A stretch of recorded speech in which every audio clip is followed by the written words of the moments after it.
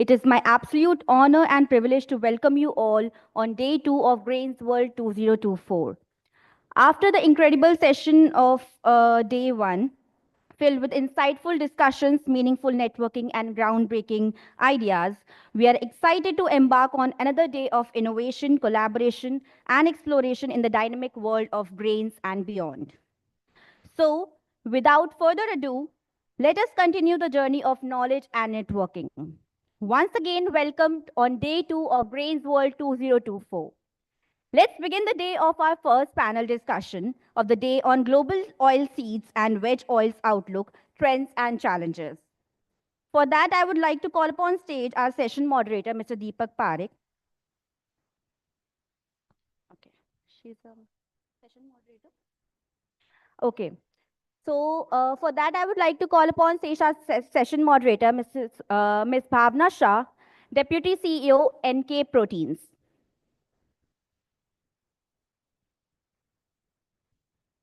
Next, I would like to call upon stage Dr. Ratan Sharma, Director, the Soya Cow Center.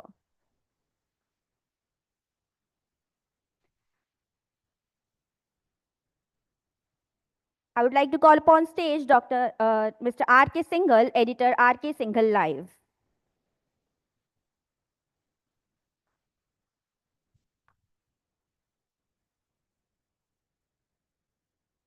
Next, I would like to call upon stage Dr. Sharat Kumar Dwivedi, Director, Oilseeds, Ministry of Agriculture and Farmers Welfare. And next, we have Mr. Sandeep Bajoria, CEO, Sunwin Group, who will be joining us virtually.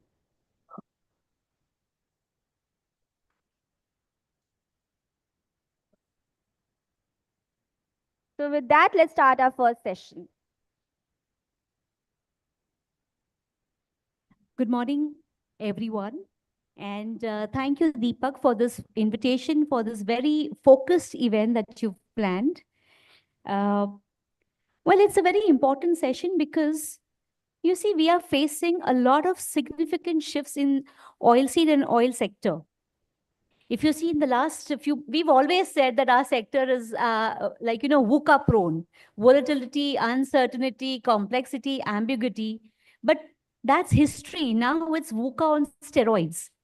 And if you see the prices, who ever imagined palm oil to be more expensive than soya, sunflower, or any other oil? So we are witnessing history. And then because of all these factors, number one is, as I mentioned about the price shift, first of all, Government of India is trying its best to support and help our domestic farmers. And with that very good intention, when they hike the import duty, they hike the import duty to a whopping 20%. So that was a huge hike. And that was to protect farmers. But unfortunately, that entire episode became non-significant or non-event in the international market. Resultant, the prices for palm oil has shot up. Number two, despite prices high, despite import duty high, soybean is not getting its right price. It's below MSP. So the intention of protecting farmers has not really helped as it was envisaged by the government.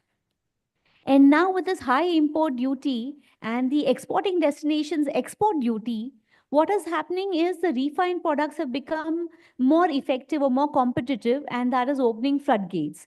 So we are seeing a big shift in the buying or shift in the imports. So that is again a bane for our industry, the refining industry, and not serving its purpose. So all the good moves that we have been trying to implement, it's not been a year, I can say that. So these put together, and now with the high import duty, another issue which has cropped up is imports coming in from SAFTA countries.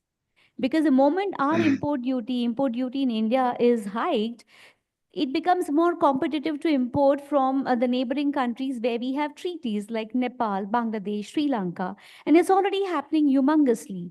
So all this put together, this session demands a deeper discussion, more insights, and with all this volatility, so much of volatility that industry is being very, very cautious.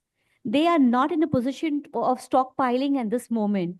So that is further adding to the huge volatility that we are already facing. So all this put together, it's creating a lot of complexities, and we have experts lined over here. So we will shift our focus and understand from them what are their views and what would be prudent. How do we stabilize the duty? How to stabilize the prices?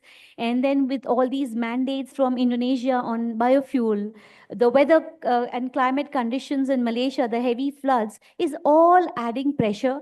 And this is the current situation or scenario in edible oils. So, therefore, it demands a lot of discussion from all these experts lined over here. So, I'm going to start from Mr. Sandeep Bajoria. Now, Mr. Bajoria is someone who's not used to sitting on the sidelines. He is the one, he's a man of action, and he's jumped on right at the hub where the main trading for palm oil takes place, that's Singapore. So I'm going to quickly jump on and take advantage of his presence here before he has to rush for his lunch or something. Mr. Bajoria, I'm quickly going to ask you straight to the point. What, according to you, or what is your forecast for Jan, Feb, March for price? Good morning to all the lovely audience, and thanks Deepak and the team and Bhavna ji for moderating this session. As you rightly said, this is a very important session, and oil seed sector is going through a lot of uncertainty, volatility, changes, and palm oil, which was always selling cheap, $150, $100 cheaper to soya oil and all that. It was quoting $150 higher to soya oil. So see, actually today, if you really go today, as of today, the price of crude palm oil in India is about $11.85 December shipment. Price of soybean oil is $1,075, and price of sunflower oil is about 1,130 $40. So still the palm is the costliest oil, and uh, the reason for this palm oil becoming the costliest oil was, as you know, Indonesian B40 program, which they said 40% of the diesel will be mixed with palm-based biodiesel, and that would consume nearly 145 lakh tons of palm oil into biodiesel. So it's like fuel versus food debate, world over that is happening. As you see now in Malaysia, Indonesia is palm oil. In Europe, it is rapeseed oil, which is put in biodiesel. In America's US and Brazil, they have a very huge programs for soybean oil into the biodiesel. So roughly about 23% of world's four major veg oil are going in manufacture of biodiesel. So this is a very significant quantity which is going in, and which is roughly nearly about 50 million tons. So that's why you see the prices of veg oil have really climbed up, but still they are still not that bad compared to look at the other agri crops and competing crops. The veg oil is just catching with the inflation, nothing more. So with this kind of a situation, coming to JFM, as you rightly said, what is the outlook for January, February, March? I said I would, the outlook for JFM right now with us is pretty steady, because this news of Indonesian buy 40 has B40 has been digested, and Indonesia seems to be developing slightly cold feet that on paper B40 they are going to put it from 1st Jan 2025, but their Pertamina, which is the main petroleum agency which picks up biodiesel, is developing little cold feet that from 1st January itself, going from B35 to B40 looking difficult. So they might go in a phase manner, B36, 37, and then achieve 40 by next 3, 4 months from there on April, May. So that has created some uncertainty, and market has softened $50, $70 in last 3, 4 days. So if you see JFM, the price is going to be what it's stable now, and supply of soya oil is also very good from South America, and so plenty of oil is available in India, and there is no shortage of oil, and you rightly said that because of the import duty, the 20% hike plus surcharge in import duty was a very massive hike, and that put the prices, which was trading at about, in India, 90 rupees a kg. The oil which was trading has become 130 rupees a kg. So nearly about 40 rupee a kg oil prices went up in last 3 months. And out of that, 40, 22 rupees a kg went because of the import duty, and 18 rupees a kg it went up because the world prices went up. So now they are stabilizing around 1300, but probably the oil like soybean oil would be trading little lower. This is about 120, 122 rupees a kg. And palm oil would be at about 130 rupees a kg, and sulfur oil would be about 125 rupee a kg. That would be the thing. So, but at this price, we have the mission director for the oilseed also with us, and our friend Mr. Sharma is also here, who has done great work with USEC. So you have a great panel here. So I think we need to see that the edible oil sufficiency in India increases. I cannot say we can go to 100% self-sufficiency, which is just on the paper a slogan. But right now we are 60% dependent on import and 40% is local production. Our total consumption is about 265 lakh tons per year at about 18 kg, 18.5 kg per person per year on a population of 144 crores. The consumption is 265 lakh tons. And out of that, our own production is nearly about 100, 102 lakh tons and 165 lakh tons we import. That makes 265 lakh tons of consumption. So 40% is local production, 60% is import.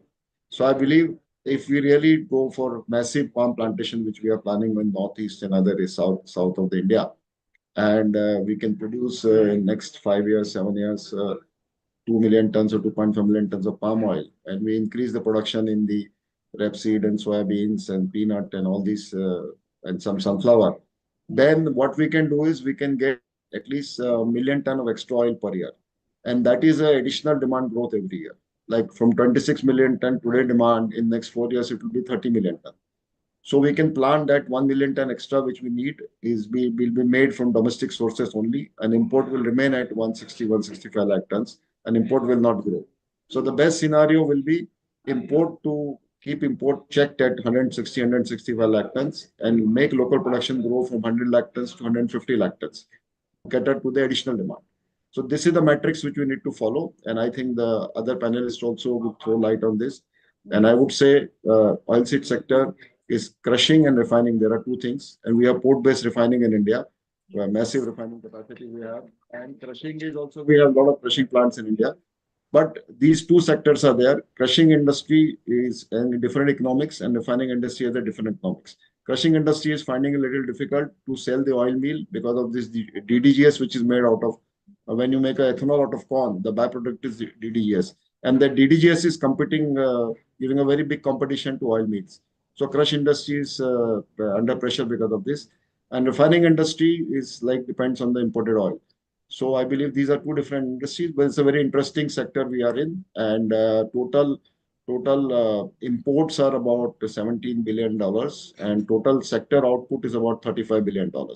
Thank you very much. Sandeep, just before before I move on to the other panelist, I'll go back to the question again. So you are saying price will be stable, but if you could give some benchmark, uh, for oil wise, if you could share Yeah, price. yeah, I can. Yeah, surely, surely. Let's talk with the palm oil. So palm oil today, crude palm oil, which is will be about between the range of $1,125 to $1,175 in JFM, and Olein is selling $40 cheap to this. So Olein, I can say $1,140 to 1,080. This is the price will be CNF India JFM.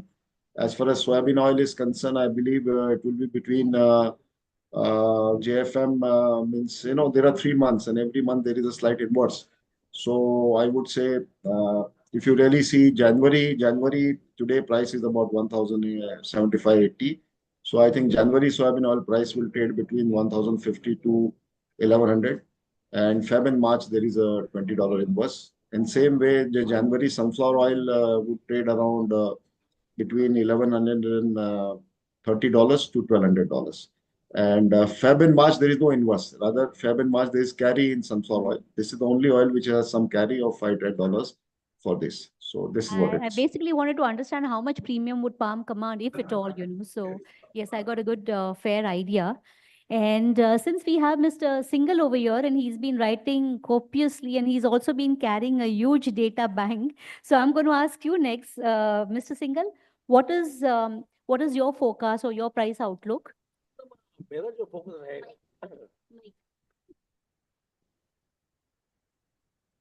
Hello मेरा focus ये नहीं कि price क्या होगी मेरा focus ये नहीं कि कितनी सप्लाई बढ़ रही है मेरा फोकस है कि हमें मिल क्या रहा है मेरे पास डेटा है ये सब डेटा बिल्कुल गवर्नमेंट का हाथ में डेटा है फ्रॉम 2012 से 2023 में सीपी को प्रोडक्शन मलेशिया इंडोनेशिया में 200 लाख टन बढ़ा है लेकिन जो एक्सपोर्ट रेशियो है that is drop from 36% to 25%.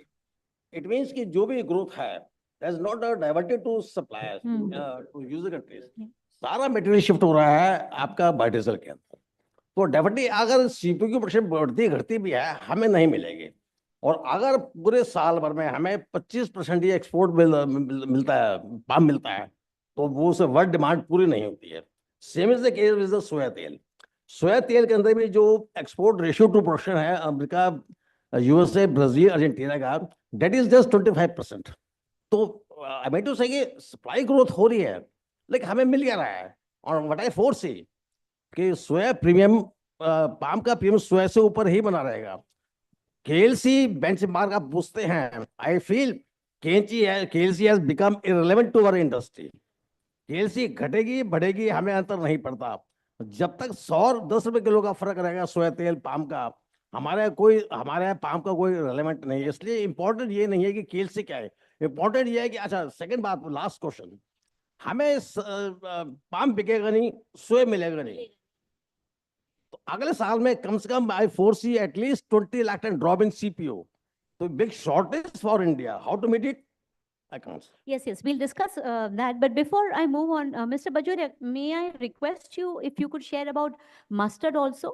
If you could give some outlook on mustard prices? Yeah, mustard, Bhavnaji, if you really see, last year we had a crop of about 120 lakh tons.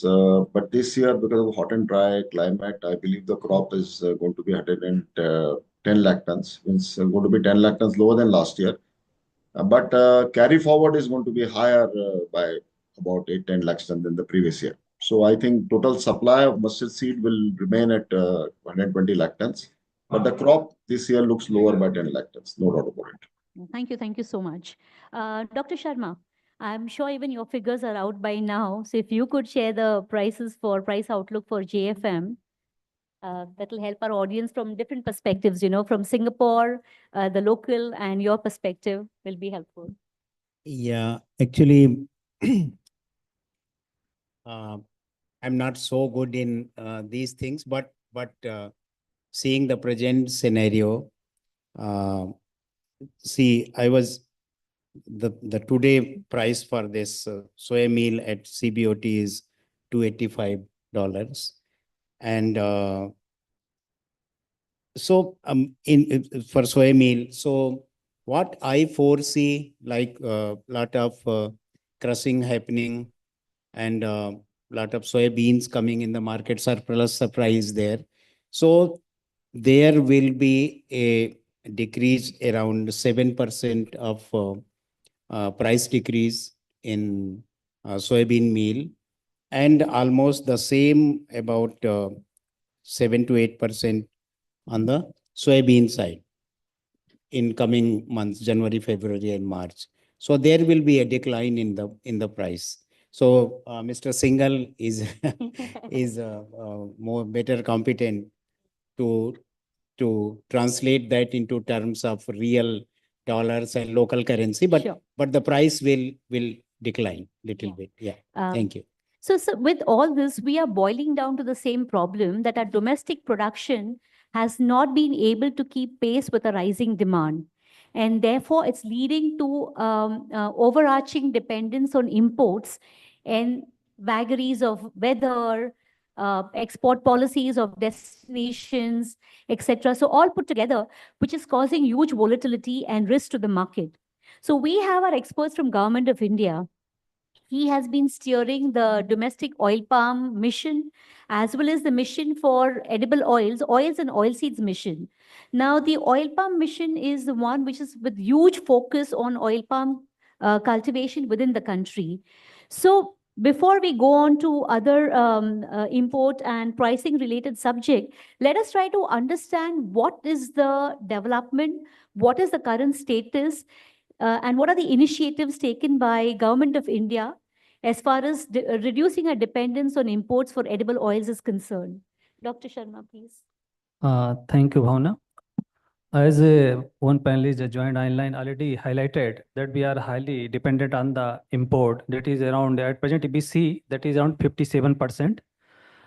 If last decade, if we see, it is 63. Now we are reduced to 57. So we are increasing day by day. So import dependency is lesser as compared to last decade in 10 years, up to some extent. Second one is the, if we see the production aspect of the oil seed. So what we found, that is the in 10 years, the production increased around 44%. So domestic production is increasing just because of the sincere effort of the government as well as the farmers and industry players, as well as all the stakeholders who are playing in this industry sector. Secondly, if we see the oil palm sector, there is one mission that was launched in 2021. That is the National Mission on Edible Oil and Oil Palm. The main aim of this mission is to just tapping the potential of the oil palm by boosting the oil production. The total we are focusing on the 6.5 lakh additional area under oil palm cultivation. And as the panelists already said, particularly 15 states we are targeting, and out of these around 50% BCT from the northeastern states. So at present, ABC, we are also establishing the seed nurseries for this and seed garden for oil palm. Apart from this, the oil palm processing unit government is also establishing, and 10 are already in pipeline, particularly in the northeastern states. One in Arunachal Pradesh also is now functioning, start there. Apart from this, if you see in 2024, the government started a mega oilseed plantation drive, and around, if we see the 17,000 plant they have planted in 11 states, and that covers around the 1,100 to 1,200 farmers covering this aspect. Thank you. Thank you so much, Dr. Sharad. I had a question in the sense, like, see, we all know oil palm cultivation. Oil palm is a long gestation crop. And like we are discussing about the volatility, the price fluctuations, and the climate risk, etc. So my question is, like, since this being a long gestation crop, how does the government envision balancing the need for edible oil security for the country, and the need with long-term palm oil cultivation targets? How do we match both, or how do we balance the two, you know?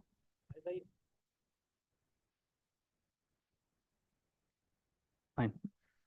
As I told, the one that mission one is that National Mission Edible and Oil Palm, and second, recently in 2024, in October, the one new mission government launched, that is the National Mission on Edible Oil and Oil Seed, that is focusing the 9 oil seed crops, that is the groundnut and rapeseed, mustard and soybean, this castor oil, and along with the TBO, we are also focusing on the tree-borne oil also through this, so that the tribal farmers that living there, so it's some tree-borne oil, like this is the jaitun oil is there, olive oil, and secondly the mahua oil. Apart from the 7-8 oils are also that we can extract from the tree also.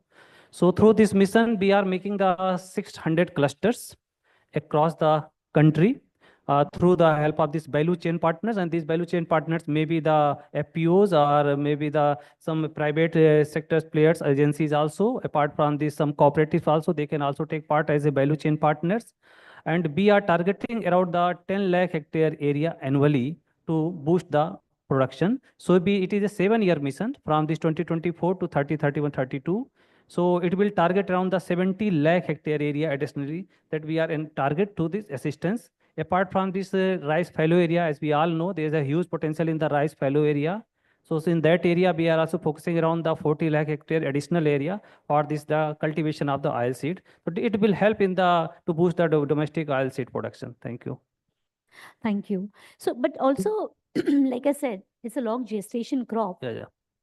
In case if there are huge fluctuations, so is there any contingency plan Because otherwise, once you get in, and 20-25 year cycle is a long time. So in case something goes wrong, right, from price fluctuations or something like climate issues, then do we have any contingency plan for that in this whole big oil palm mission? Yeah, that's why I'm telling the government is establishing the seed nurseries. That is very good idea. A second one is the this custom duty imposition that one panelist already told that is going to import 20% custom duty is there. ABC the effective custom duty that is 27.5 is there. So it is also help the domestic farmers so that they can get the good price for this oil palm also. Thank you. Thank you.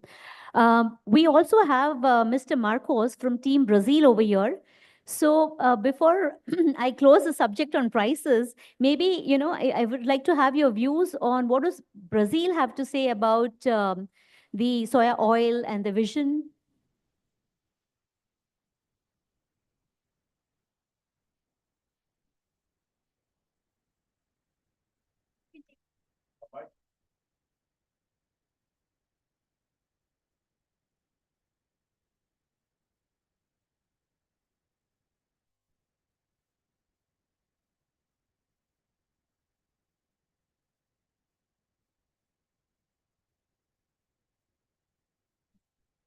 So thank you. I believe, like, of course, Brazil is a big producer of soybean. I believe, like, we do export a lot to produce the oil outside of Brazil, major in China. I believe we should be processing more the oil inside of Brazil in order to be exporting more the finished product with more aggregate value instead of being only exporting the primary product. We should be together. We have here the people from Mato Grosso that they do produce a lot, and I believe we should be having more aggregate value inside of our product, inside of Brazil, to export products with more value. And if I may add something on the answer, it's important to remember that Brazil biodiesel project is a mandatory from the government, expanding from the 10% up to 16% blending on the diesel from 2026. That is a driver from the government to say, okay, the price, international price from New York Exchange might be affected by the biodiesel price, biofuel production in Brazil as well. And therefore, if we decide to do something in a collaboration with India, not only the government who has to be involved, but the producers, including people from the sector, specific sector, ABIOV, which is Association of Oils Producer, should be involved in a bilateral negotiation as well. Okay, thank you. Mr. Singhal, now that reminds me, before we started this session, you were just telling us that palm bikega nahi, soya milega nahi, something like that, a quote you have come up with. Now we're hearing everyone talking about biodiesel. And at the same time, now with the duty hike, palm prices being so high, the consumption has dropped down.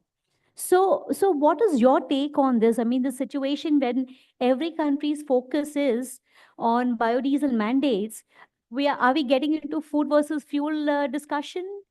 Would you like to add something? I give you an example. Brazil, October production was soya oil over 9 lakh tons. One November export was less than 1 lakh tons. So hardly we got 10% of their production. No matter how they produce, how much they produce, matters that how much we get it. So we are not getting oil. So I foresee a big shortage for the oils in the coming year because of the high prices of the oil, and no supply of the Brazil, Argentina, and this Indonesia, Malaysia. They are consuming the maximum, hardly 20-25% is available for the export. Or the whole world has to chase that 25%. So I foresee very, very, very big crisis, no matter how they produce, how much they produce, but where is the export? You can ask them. The October was more than 9 lakh tons production. Export number was less than 1 lakh tons. So hardly 10% of the export. So where is the supply? Yeah, thank you so much. So now with so much of discussion on soya oil, let's bring a focus to food, where our speaker, Dr. Ratan Sharma's expertise comes in. We have always talked about soybean oil as a meal crop. Soya is more like a meal crop. But I believe USEC has been doing a lot of innovative work and bringing healthy plant-based alternative food from soya. So would you like to share how much soya is consumed for human consumption and how much goes in meal? And what are the new technologies and developments taking place? Yeah, thank you. Actually, 8 to 10% of total soybean production goes into food applications. And China is using approximately 18 million metric tons of soybean for their food uses. Then Indonesia is approximately 3.5 to 4 million metric tons. And then in total Southeast Asian countries, it is about 4 million metric tons. Here, I would like to emphasize, Bhavna ji, that in feed side, we are consuming approximately over 6 million metric tons of equivalent soybeans for the feed applications. And in food, we are approximately 1.6 million metric tons. So gradually, feed is, because the feed is being replaced with DDGS and different other protein alternatives. But for the food side, and also there is neck to neck competition, the price war, as well as the raw material cost. Because in feed side, raw material cost really matters a lot. But for the food applications, where the selling price is much more flexible, so there the raw material cost doesn't matter. So there, and soya is the only option. Soya is the least expensive source of protein here in India and globally for that matter. So if you see the growth rate, like 10 years back, it was 40,000, approximately 40,000 tons. Now it is 1.6 million metric tons. And in coming 10 years, you will see like soya food, the soybean utilization in soya food will exceed this animal utilization sector. So there's and a lot of other food applications like plant-based food coming up. 60% of that is being covered with soya protein, and a lot of innovative products coming up in this market. TSP, we are using the textured soya protein, which is made by using defatted soya flour. So we are using 0.6 million metric tons of soya flour into TSP, textured soya protein, which is nuggets and all that. So we have very good consumption here in India. A lot of consumption is happening in government feeding and social welfare programs also. So there is a bright future of soybean into food sector globally. Yeah, thank you. Thank you. Yeah. So now talking about research and technology, talking about innovations, I'd like to ask Dr. Sharath, now what is the role that will be played by the research institutes or agri-tech startups that will be playing in thriving innovation to get higher yield for oil palm cultivation in India?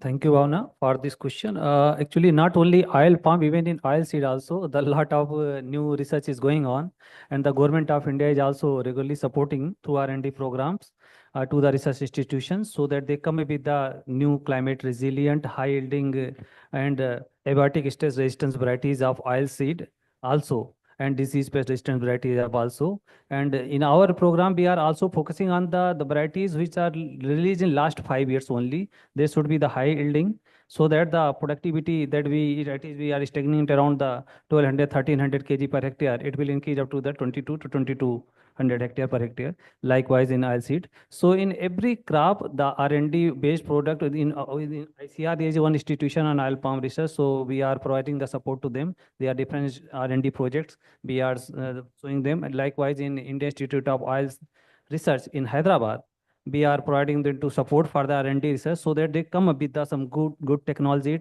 some cutting edge technologies should come in the picture so that the farmer will be benefited because the land is limited. So we have to increase the productivity. So there is two way. First way, we have to increase the vertical aspect, that is the increase the productivity by high yielding varieties. And second, we have to increase the area, but there is a limited scope. So that's why already I mentioned, we will target the rice fallow areas through this intercropping, as well as through the diversification, as well as through this fallow area coverage, we are increasing the production and productivity. Thank you.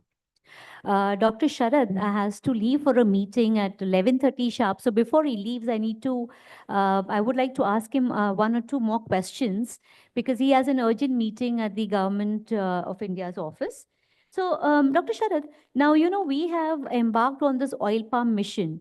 And given the vast difference in various different states, we are cultivating in seven sister states. We're having it in Andhra, Kakinada belt. So these are very different agroclimatic conditions.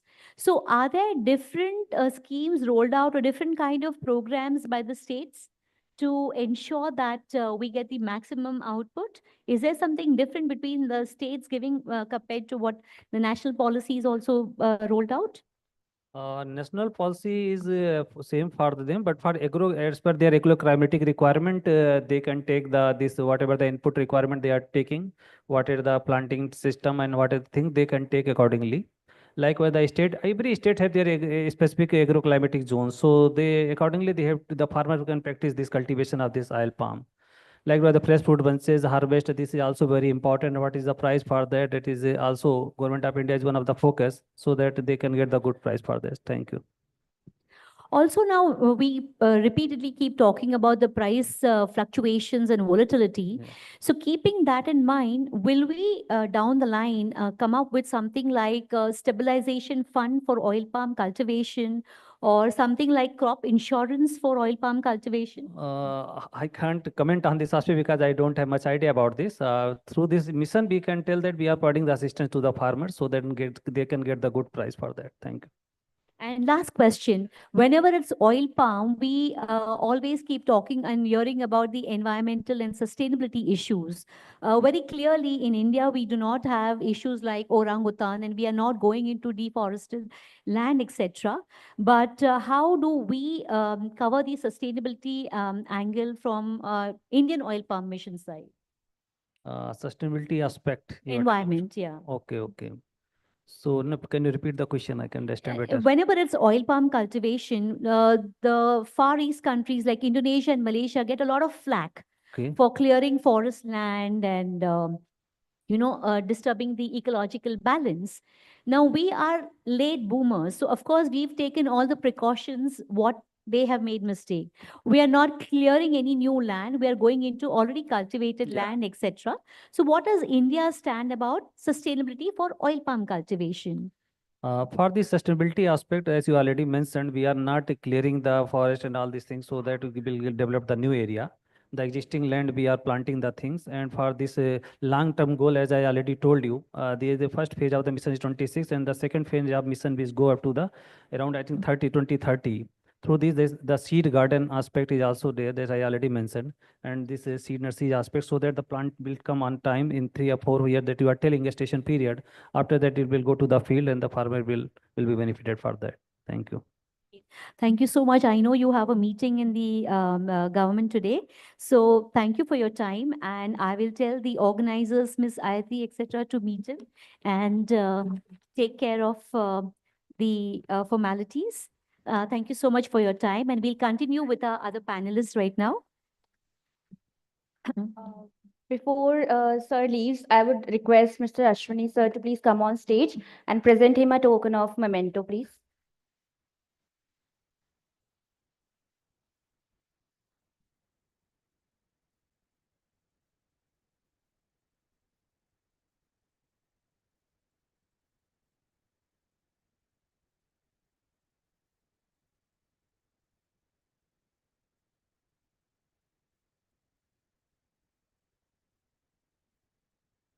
Can we please have a group photograph once with everyone?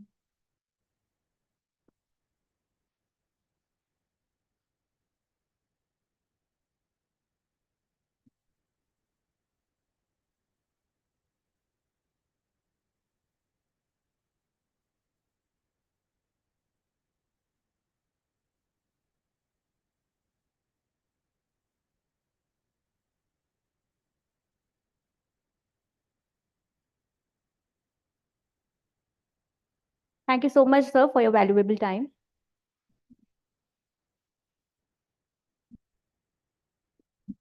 Yeah, I'm sorry. Dr. Sharad had an urgent meeting to attend to, so we'll continue our session. So since we have experts, we are not going to let them go easily.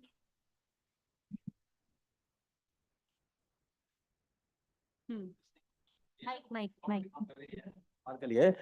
But question is that कि how to dispose it? Correct. आज भी सरसों के 40% मेरे बंद हैं क्योंकि हमारी मील एक्सपोर्ट नहीं होती। आज भी सोयाबीन की 60% क्रशिंग है अराइवल्स की, बाकी वो स्टॉक में जाएगी।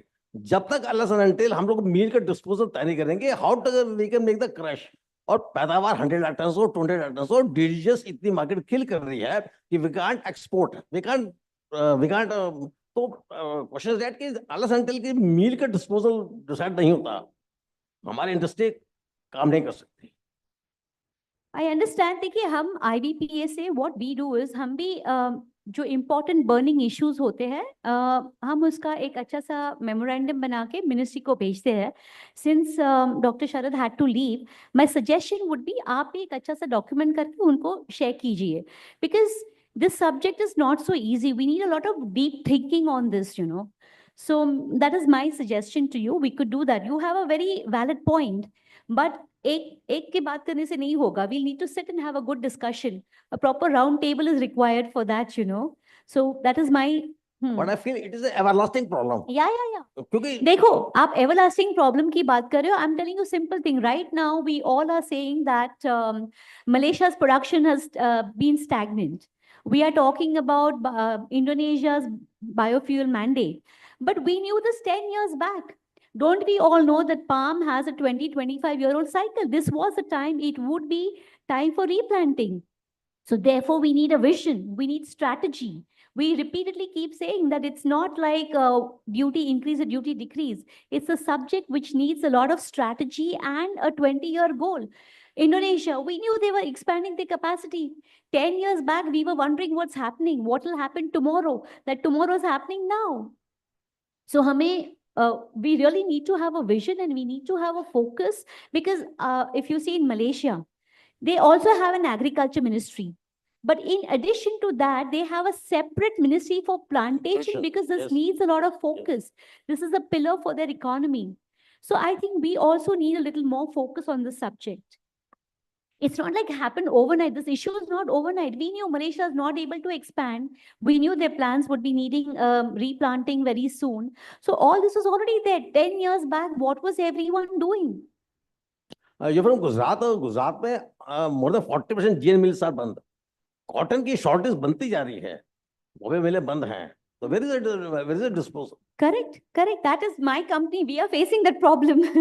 so let's stay on focus, and very quickly let me ask Dr. Sharma. We spoke about soya consumption, new innovations coming up, etc. You also mentioned China is also having huge consumption for soya products.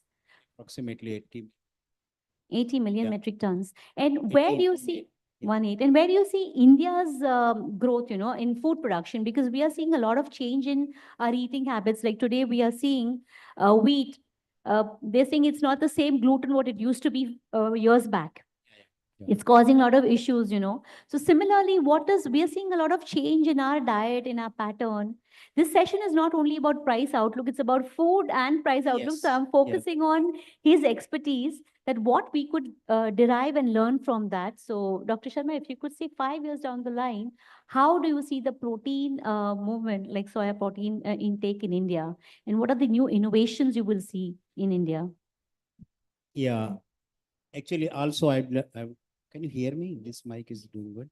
So also I would like to mention that soybean oil as well, because earlier the soybean oil production in this country was approximately 3 years back. It was close to 1 million metric tons, which is now 2.5 million metric tons because of local production. And now it was the concept was crush for oil, which converted into crush for meal, which converted into crush for oil. So we are getting a lot of good quality soy meal, food grade soy meal here. So now now if you see like the utilization pattern here in India, there are 3-4 categories. One is direct food bean uses. The second is soya flour. Soya flour is basically um, when you prepare the soy meal comes, in the process of taking oil out. So if you do the food grade crust, there is a protocol, and that can be used into the food applications like TSP, nuggets, and different kind of soya protein isolates, concentrates. So that goes into different kind of food applications. Now the technologies are very good, and you get a lot of innovative products which has greater premium values nowadays. Lot of soya goes into the plant-based category. Also in soya milk, tofu, nuggets, soya protein isolates, concentrates, and different kind of other innovative products. So this is growing. Now there is a good awareness about the soya food products here in India, and the issue is the Indian crushers, they are focused only on producing soya meal and exporting it, which is not viable, economically viable many times because of our overcosting, and it is very expensive in the international market. So here my suggestion is, like, if we produce food grade soya meal which can be converted into food products, so there it will be a win-win situation for the farmers, traders, consumers, and everyone in that value chain. So for that, what we need to do, we need to expand our food grade crush capacity. We don't have that much of food grade crush capacity, so we need to expand it, and there is a very good demand. So if we focus, like the crushers focus on increasing the domestic utilization in the form of the food applications, then definitely they will get better margins, farmers will get better income, and everyone will be benefited. I would like to add something. Sure. Social Mark. Mike. There is a wheat flour. Right. There is a soya flour. Wheat flour attracts 5% GST. Soya nuggets attracts 12% duty. VAT. So how can we expect more soya flour will be diverted to nuggets? Correct. It is 12% VAT. Yeah. Mr. Singhal, Mr. Bajoria was online. His session is expired. We're sending him a fresh link and he's joining in. In the meantime, let me ask a question to Mr. Singhal. Yes, what you said is very correct, that where will we get additional oil from when other countries are focusing on their biofuel mandates? So what is your view on GM technology? And I believe you have a very good publication, which is very widely read with the government, industry members, and all stakeholders. So how would you be able to propagate, or how can media play a role in educating about GM technology? Pass available है, पहले उसको consume करें आप। आगे growth के लिए तो extent बात के पास सोचे आप। जो हमारे पास सोयाबीन या मस्टर्ड पैदा होती है, पहले उसे कंज्यूम करें। हमसे वो कंज्यूम होता नहीं है, तो एडिशनल सप्लाई लेकर हम क्या करेंगे? तो जीएमओ मैटर जब आता है जबकि आपके पास एक चीज की शॉर्टेज ऑलरेडी एप्लीकेशंस पूरा आप करते हैं। हम पूरा सोयाबीन कृषि कर पाते हैं, मस्टर्ड कृषि कर पाते हैं, तो पूरा जीएम कृषि कर पाते हैं। What is the need of having more oilseed in the country? तो जीएमओ मैटर उसके बाद आता है ना। हमारे मीट एक्सपोर्ट नहीं होता हमारे, तो कहां से हम उसको एडिशनल सप्लाईज को कहां से मैनेज करेंगे? Correct. I get it. Are we able to get Mr. Bajoria? Because he has a question for our friend from Brazil, Mr. Marcos. So you're not able to get him? Maybe you can call him.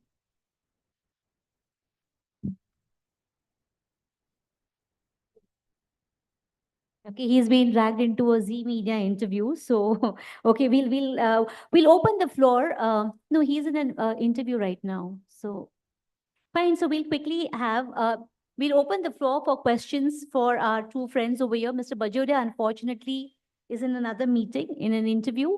and Dr. Sharad had to rush for a government meeting. So if you would like to ask any questions, we have a hand raised over there. We have someone there. Okay, there, and we also have someone in the last row. Yeah. Yes. Hello, very good morning, the delegates, Bhavna ma'am and Singhal sir and this Himasha. First question is that red, bleach, deodorized palm oil, 12.5% is the import duty. Basic sourcing is Malaysia and associates countries. Next is palm oil. Earlier was semi-solid and palm oil is a liquid. All the players, those who are importing at this stage, last preceding 2 years of data, it is showing there is a tantamount increase of imports of red bleach palm oil. And all big players like Adani Wilmar, Vargos, AAA, all these players are in the market. In the domestic players, those who are importing. So what is actually the concern? Because Government of India is emphasizing for the public distribution system. Earlier Minister of Consumer Affairs, Mr. Pollad, was supposed to come. It is under his domain of public distributions.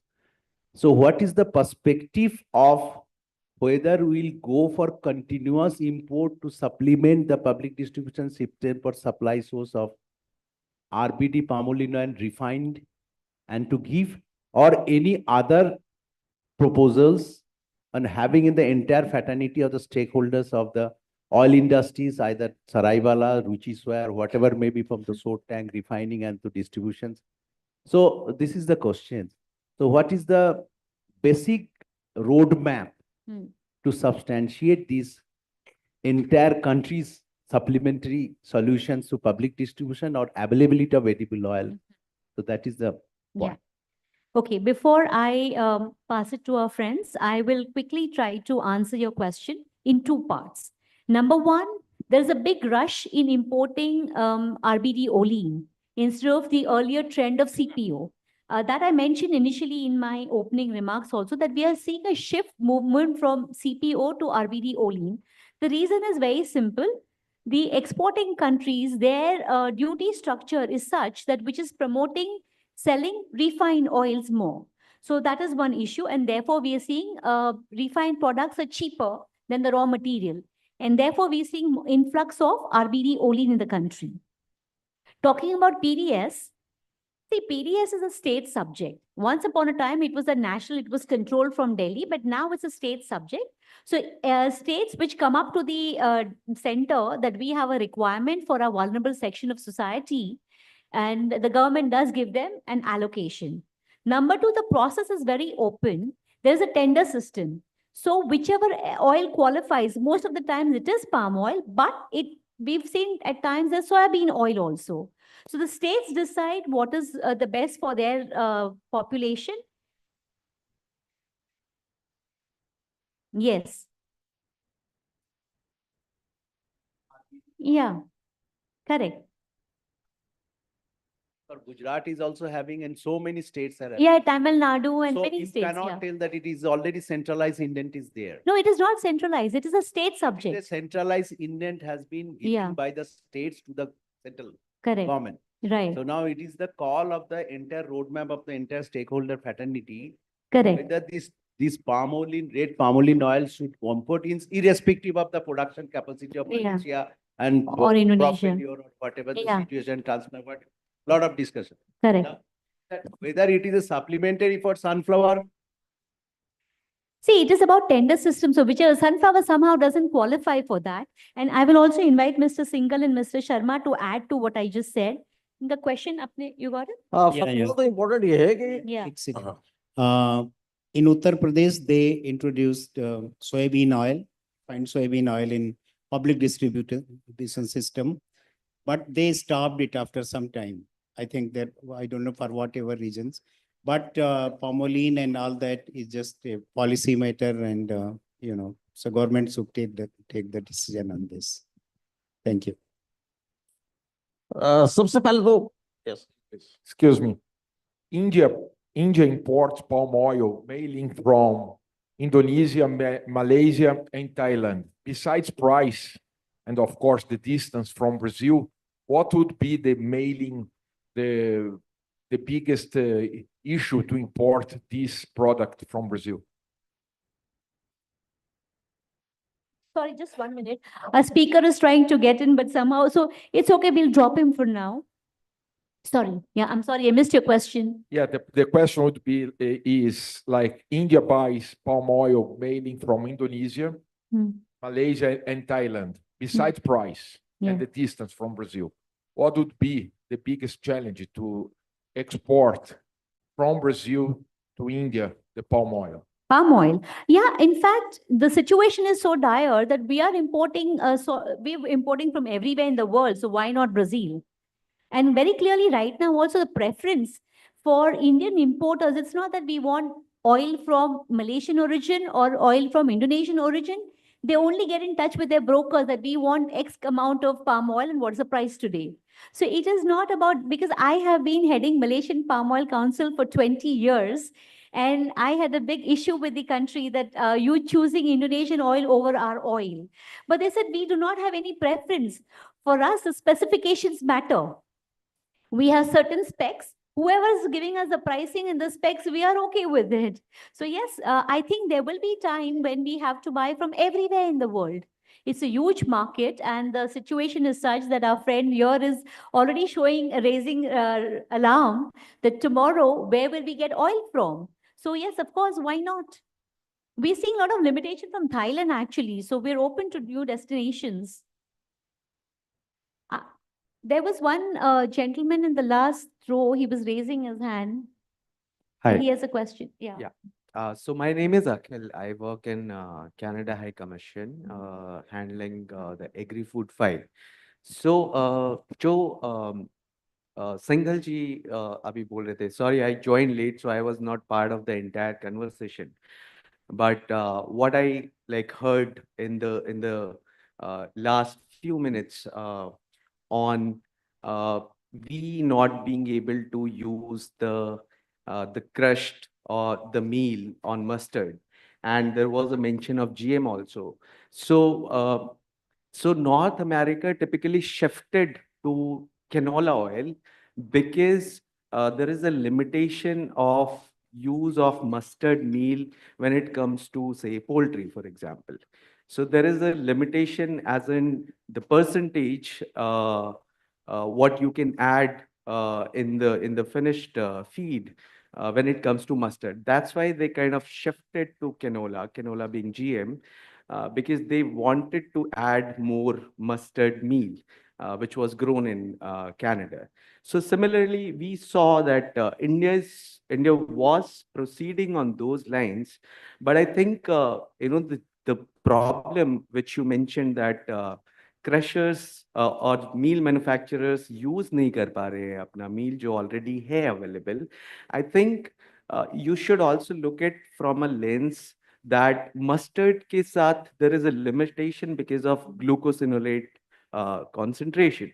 So they cannot go beyond a certain percentage, which could be resolved if there is a GM in the picture, say shifting to canola, for example, which I think is already approved now in India. So just an observation, not a question. I beg the answer. Yeah, thank you for sharing. Gentlemen, It's just sharing observation, not a question, but yeah. there is a supply from Canada. For August, October, there was a shipment of 28 lakh tons canola by Canada, and 75% was covered by China. For oil, 98% goes to US alone. For meal, China and US are big buyers. So where is the canola with the extra canola with the Canada? No, sir. I am not trying to promote exports. I'm just saying if India will shift He's just sharing his thoughts, his observations, and how a country did. So for India, I very well get your point. What he's trying to say is for us, one model may not work. There's a Malaysian model. There is Indonesian model, the palm country model, basically. Then there is the soya countries, they have their own model. But India will have to find its own path. India cannot just follow because it's a huge population. On one hand, we have 9 oil seeds. At the same time, we're the biggest importer. So we are having a kind of dichotomy over here. And therefore, we'll need to come up with our own policy. And it doesn't have to be an opaque policy. It has to constantly keep moving. It has to be a fluid policy because the markets are such today, the volatility, the climate change. So the idea of today's session was not really that we're going to come out with any answers overnight.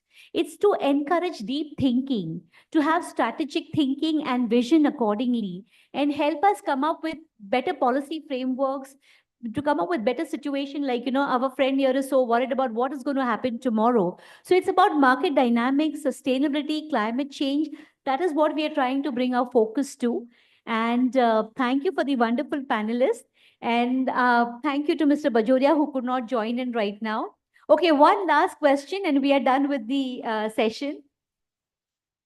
Mike, Mike, Mike, Mike.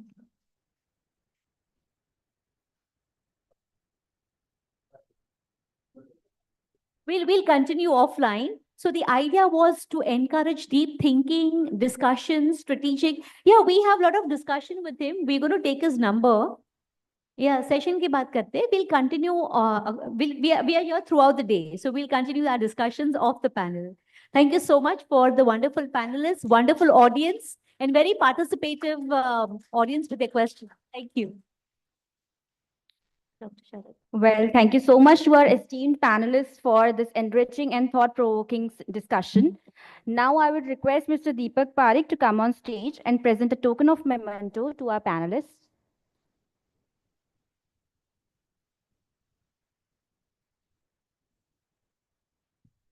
A green memento to Ms. Bhavna Shah, Deputy CEO, NK Proteins.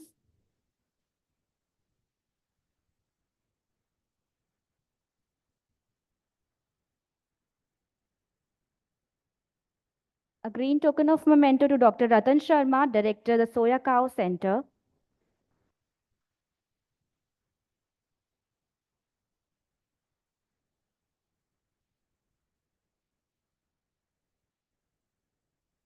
A token of memento to R.K. Singhal, Editor, R.K. Singhal Live.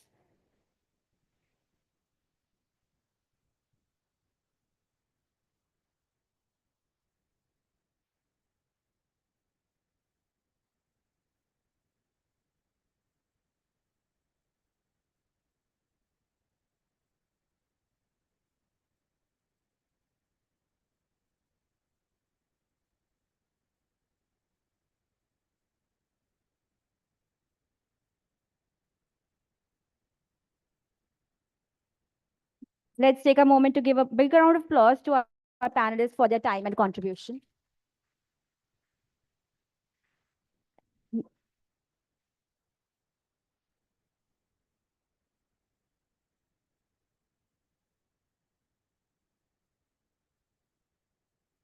Now I request Mr. Mahesh Shah, General Manager, Sourcing Dhara from Mother Dairy Fruits and Vegetable Private Limited, to please come on the stage and share his valuable insights on edible oil.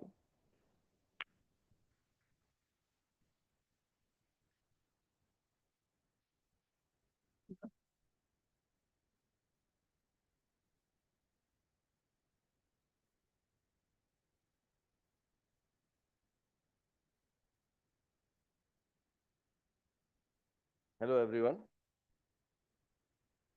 मैं वहीं से एक छोटा सा सवाल ही करना चाह रहा था, लेकिन आपने मुझे डायस पे बुला लिया, नो प्रॉब्लम। एक थोड़ा सा एक स्केप्टिकल व्यूज रखता हूँ मैं एडिबल ऑयल सफिशिएंसी के मामले में। इंडिया को सेल्फ सफिशिएंस होना डेफिनेटली बहुत ज़्यादा ज़रूरी है। जिन भी चीज़ों का हम इंपोर्ट करते हैं, उन सभी चीज़ों का इंपोर्ट हमारा कम से कम कैसे हो, ये सबसे ज़्यादा इम्पोर्टेंट और सब्जेक्ट है आज की तारीख में देश के लिए। इसमें मेरा स्केप्टिकल व्यू एक ऐसा है कि हम सब लोग प्रोडक्शन के बारे में तो बात करते हैं, लेकिन एक और एरिया है कंजम्पशन का। अगर मैं बात करूं 1990 की, तो उस समय हमारा जो कंजम्पशन था, पर कैपिटा कंजम्पशन लगभग 7 से 8 किलो का था, per capita consumption per year. और आज की तारीख में वो कंजम्पशन बढ़ के हो गया 17 से 18 kilo per capita per year. तो व्हाई इट इज नीडेड? क्या 7 से 8 किलो पर कंजम्पशन में हम लोग स्वस्थ नहीं थे? शायद हम लोग ज्यादा स्वस्थ थे। आज की तारीख में जैसे जैसे एडिबल ऑयल का कंजम्पशन बढ़ता जा रहा है, हम लोग अस्वस्थ होते जा रहे हैं। अगर हम डॉक्टर्स या जो भी मेडिकल प्रैक्टिशनर से भी बात करते हैं तो वो हमको कम से कम एडिबल ऑयल खाने की सलाह देता है। हम भी बात करते हैं कि 30 ग्राम से ज़्यादा पर डे का कंजम्पशन नहीं होना चाहिए। तो क्या इस और इस तरफ हम किसी तरीके से सोच सकते हैं कि हमारा जो एडिबल ऑयल का कंजम्पशन है वो कैसे कम किया जा सकता है? हम लोग ड्यूटी की बात करते हैं। आज हमारा कंजम्पशन बढ़ता जा रहा है, हर प्राइस के ऊपर हमारा कंजम्पशन में कहीं कोई कमी नहीं आती है। तो इस प्राइस को जो आज हमारे पास है, इसका मतलब it is affordable.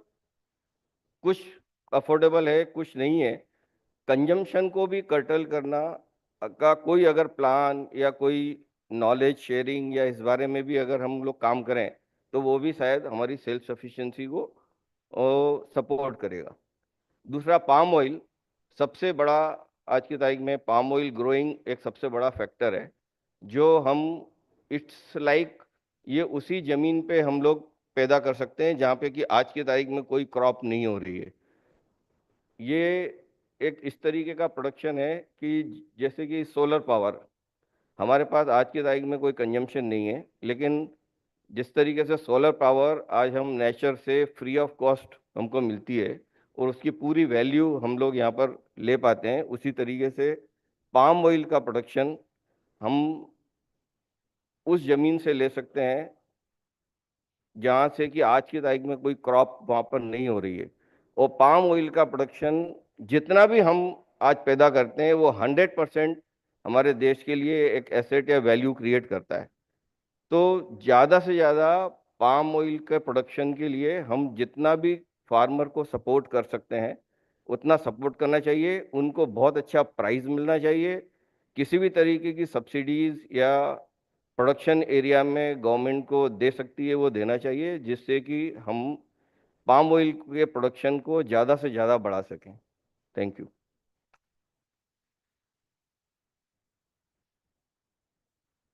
Thank you so much, Mr. Shah, for sharing your wisdom and perspective with us on edible oil. Now, I would request Mr. Aslam Mulji, Managing Director, Ashrat Electronics Private Limited, to please join us on the stage and share his valuable insights on plasma and innovative technology.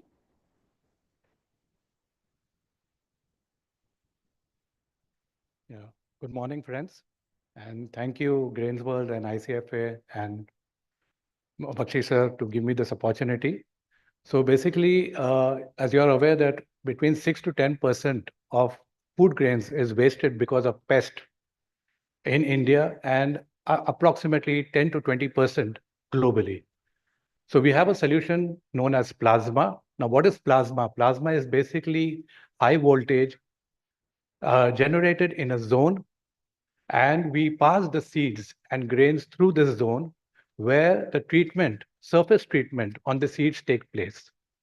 Now, when this happens, any kind of larva, egg present on the seed surface gets eliminated, and this is a kind of an alternative to sterilization.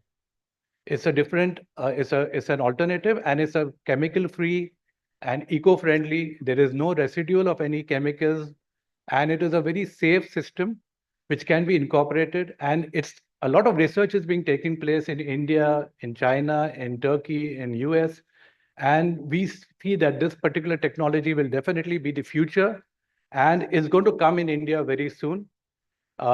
We have the facilities where we can give the machines from 10 kgs per hour up to 5 tons per hour. So we can scale it up. A lot of research is taking place across the world, and we have also been doing this for the last 3 to 4 years now and have got very good results in terms of sterilization. The TPCs have reduced by 80 to 95% in certain cases And we look forward to collaborate, to take trials. We invite every one of you, whoever is interested in India, our friends from Brazil, from Zambia, and from the other countries can also collaborate with us, and we can take this forward. The bottom line is that there should be no food wastage due to storage because of pest, and that is what we are exactly looking at. Thank you very much.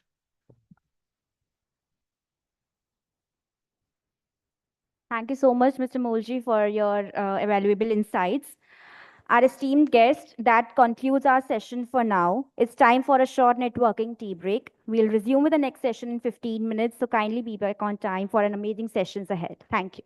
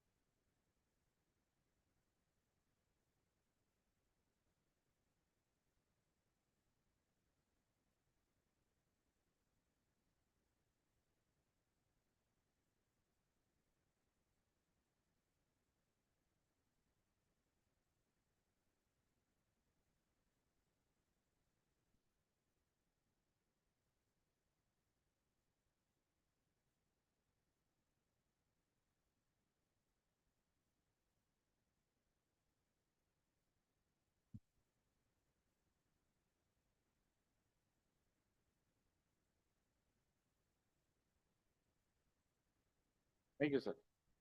So nice, sir. They are doing a lot of activities there.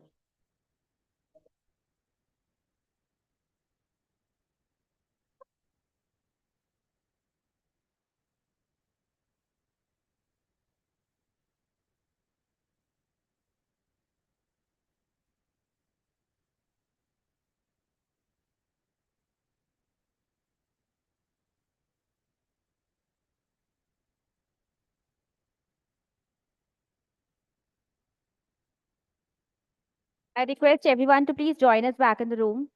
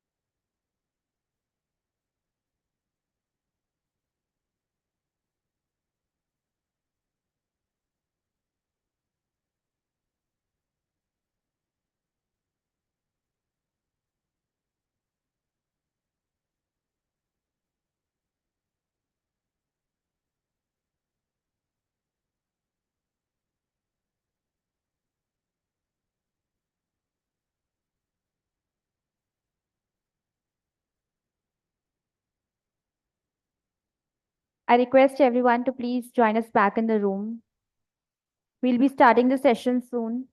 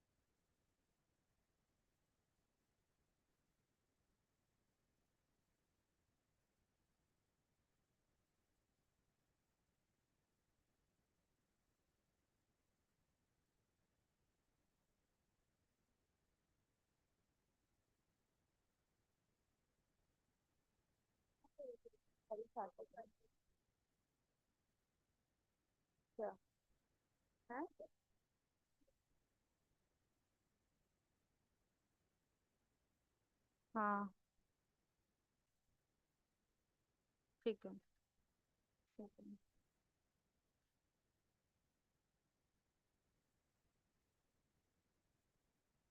हम्म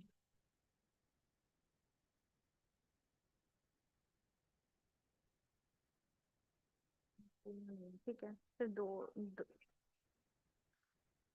ठीक है ठीक है ठीक है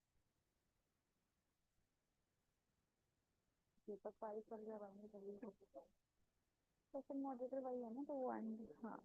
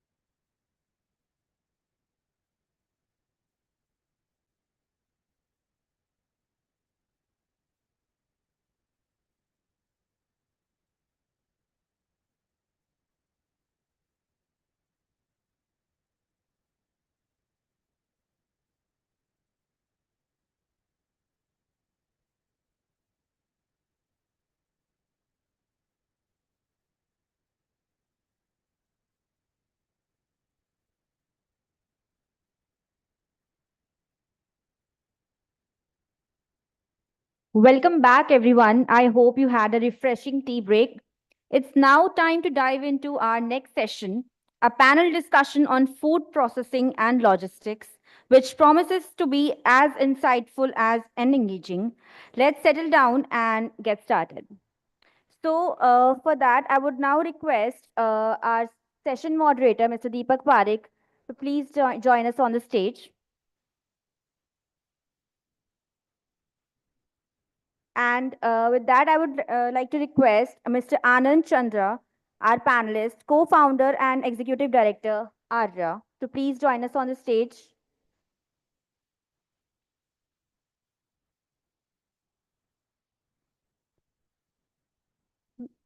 Our next panelist, Mr. Dushyant K. Tyagi, CEO, Farmgate Technologies.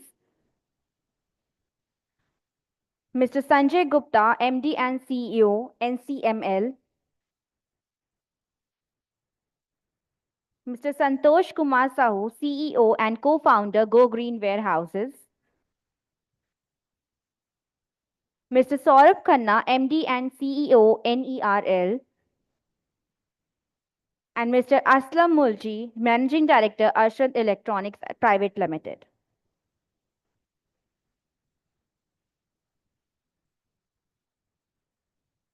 So with that, let's start our panel discussion on food processing and logistics.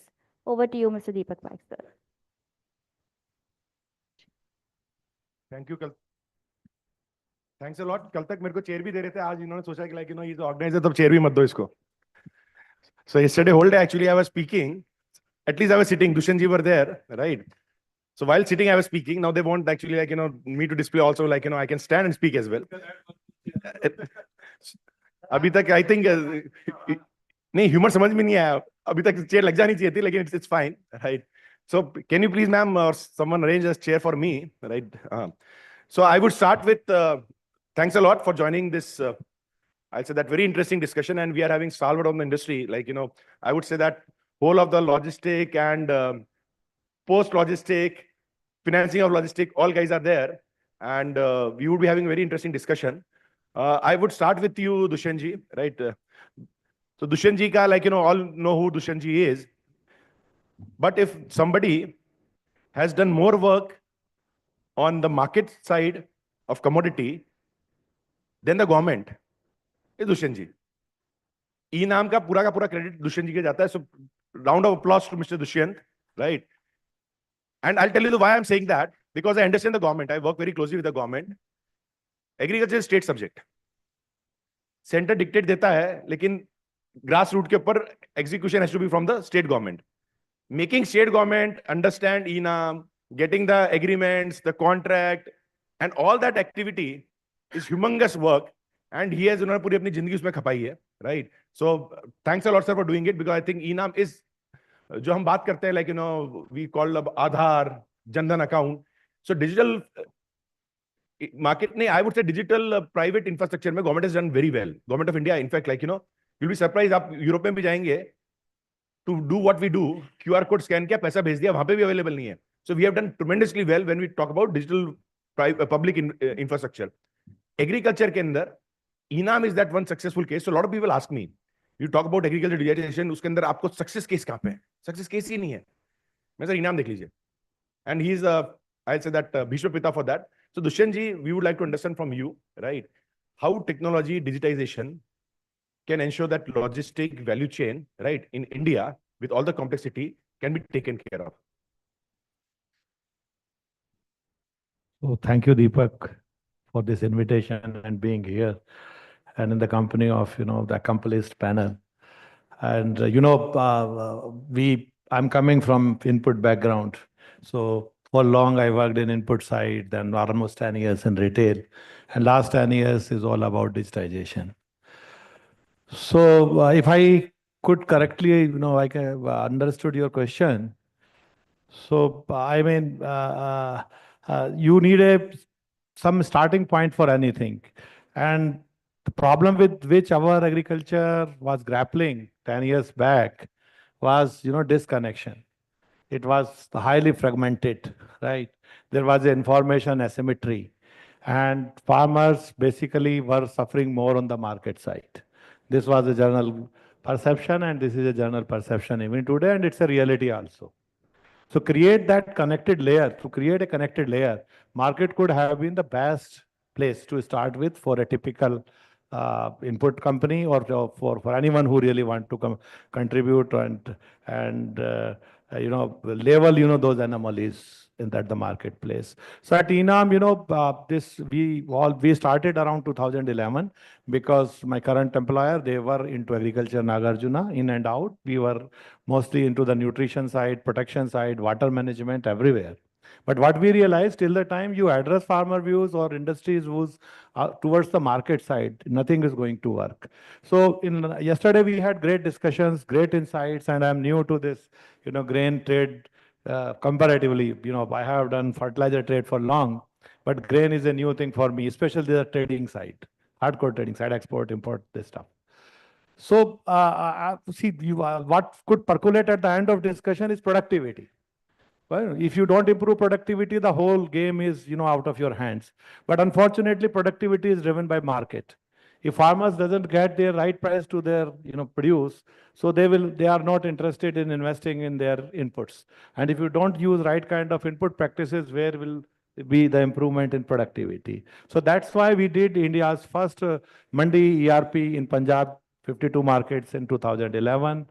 Then first integrations in Tamil Nadu, 32 market in the Delta area of Tamil Nadu. And then we entered into, out of our experience, long experience in agri-digitization, ICT, we entered into Enam. We did Enam 1, we did Enam 2. Today, when I'm talking to you, we are done with 1,398 markets. Recently, we have crossed $46 billion GTV. We are doing 2,400, 700 transactions per minute in a trading window of 3 hours. We have crossed 110 million metric ton of trade. 221 commodities are trading on the platform. Out of that, 53 are the grain commodities. So this all what we could achieve. We have presence in 23 states and 4 union territories. So what if you ask me whether this suffices the requirement, no. This is just a beginning. I would say we have traveled halfway. Any marketplace is good. Today you can see price movement probably in these 1,500 important markets across country. This was not available earlier, neither to trade nor to farmers for any of the stakeholders. That is one. But any marketplace, it's easy to create, but very difficult to operationalize. So if you ask me, Enam has to go a long way, and the services will make the true success to Enam. So the services, I will quickly sum it up. Financial enablement, transaction enablement is one, and the delivery enablement and management is second. So there comes the role of fintech, and there comes the role of supply chain tech or logistics. So insightful, as always, crisp, and he delivered the message, right? So message what is delivered, Sanjay ji आपके लिए जी अभी है और सौरभ जी आपके लिए भी है, right? So I'll come to you next, sir. इन्होंने जो भी किया, जो भी बात की, right? In that, the role you play, your organization play is very vital, right? So we are lucky that actually अगर आप बात करेंगे, आधार नहीं होता तो आपका 10 मिनट के अंदर बैंक अकाउंट नहीं खुलता, because now verification is so simple. अब आधार बनाने के लिए अगर आपके पास डेटा नहीं होता, right, so luckily we were having, आपको ध्यान होगा कि इलेक्शन कमीशन ने ये मुहिम चालू की थी कि हर आदमी को digitize it. Now that becomes so easy to verify people. So initially when Aadhaar came, right, so I was part of that discussion long back, and बोले कि डेटा ही नहीं है. मैंने सर इलेक्शन कमीशन में बहुत बड़ा डेटा है, right, can we leverage that? So I believe like और even like if we talk about private sector, अगर गूगल मैप नहीं होता तो उबर नहीं होता, ओला नहीं होता, right? So everything gets build. So sir, what you have done, I think actually uske upar value addition karke they have ensured that farmer is getting right value. Sir, your views on that actually, how do you see going forward, right? The logistic storage, that mechanism becoming more robust in India, and do we need more infrastructure investment? And if yes, from where it is going to come?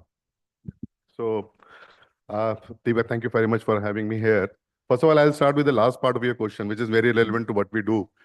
See, for storage infrastructure, it is needed. You just can't store grain in air. You need a infrastructure, whether it is a flat infrastructure like a warehouse or a silo, So investment is very much needed. But the only thing is that as we go forward, our production increase, what should be the size of such investment? What should be the shape of such investment, which is very important. So as of now, we are seeing in India also, even though we are supposed to be a low-cost economy, but it's not so low-cost anymore.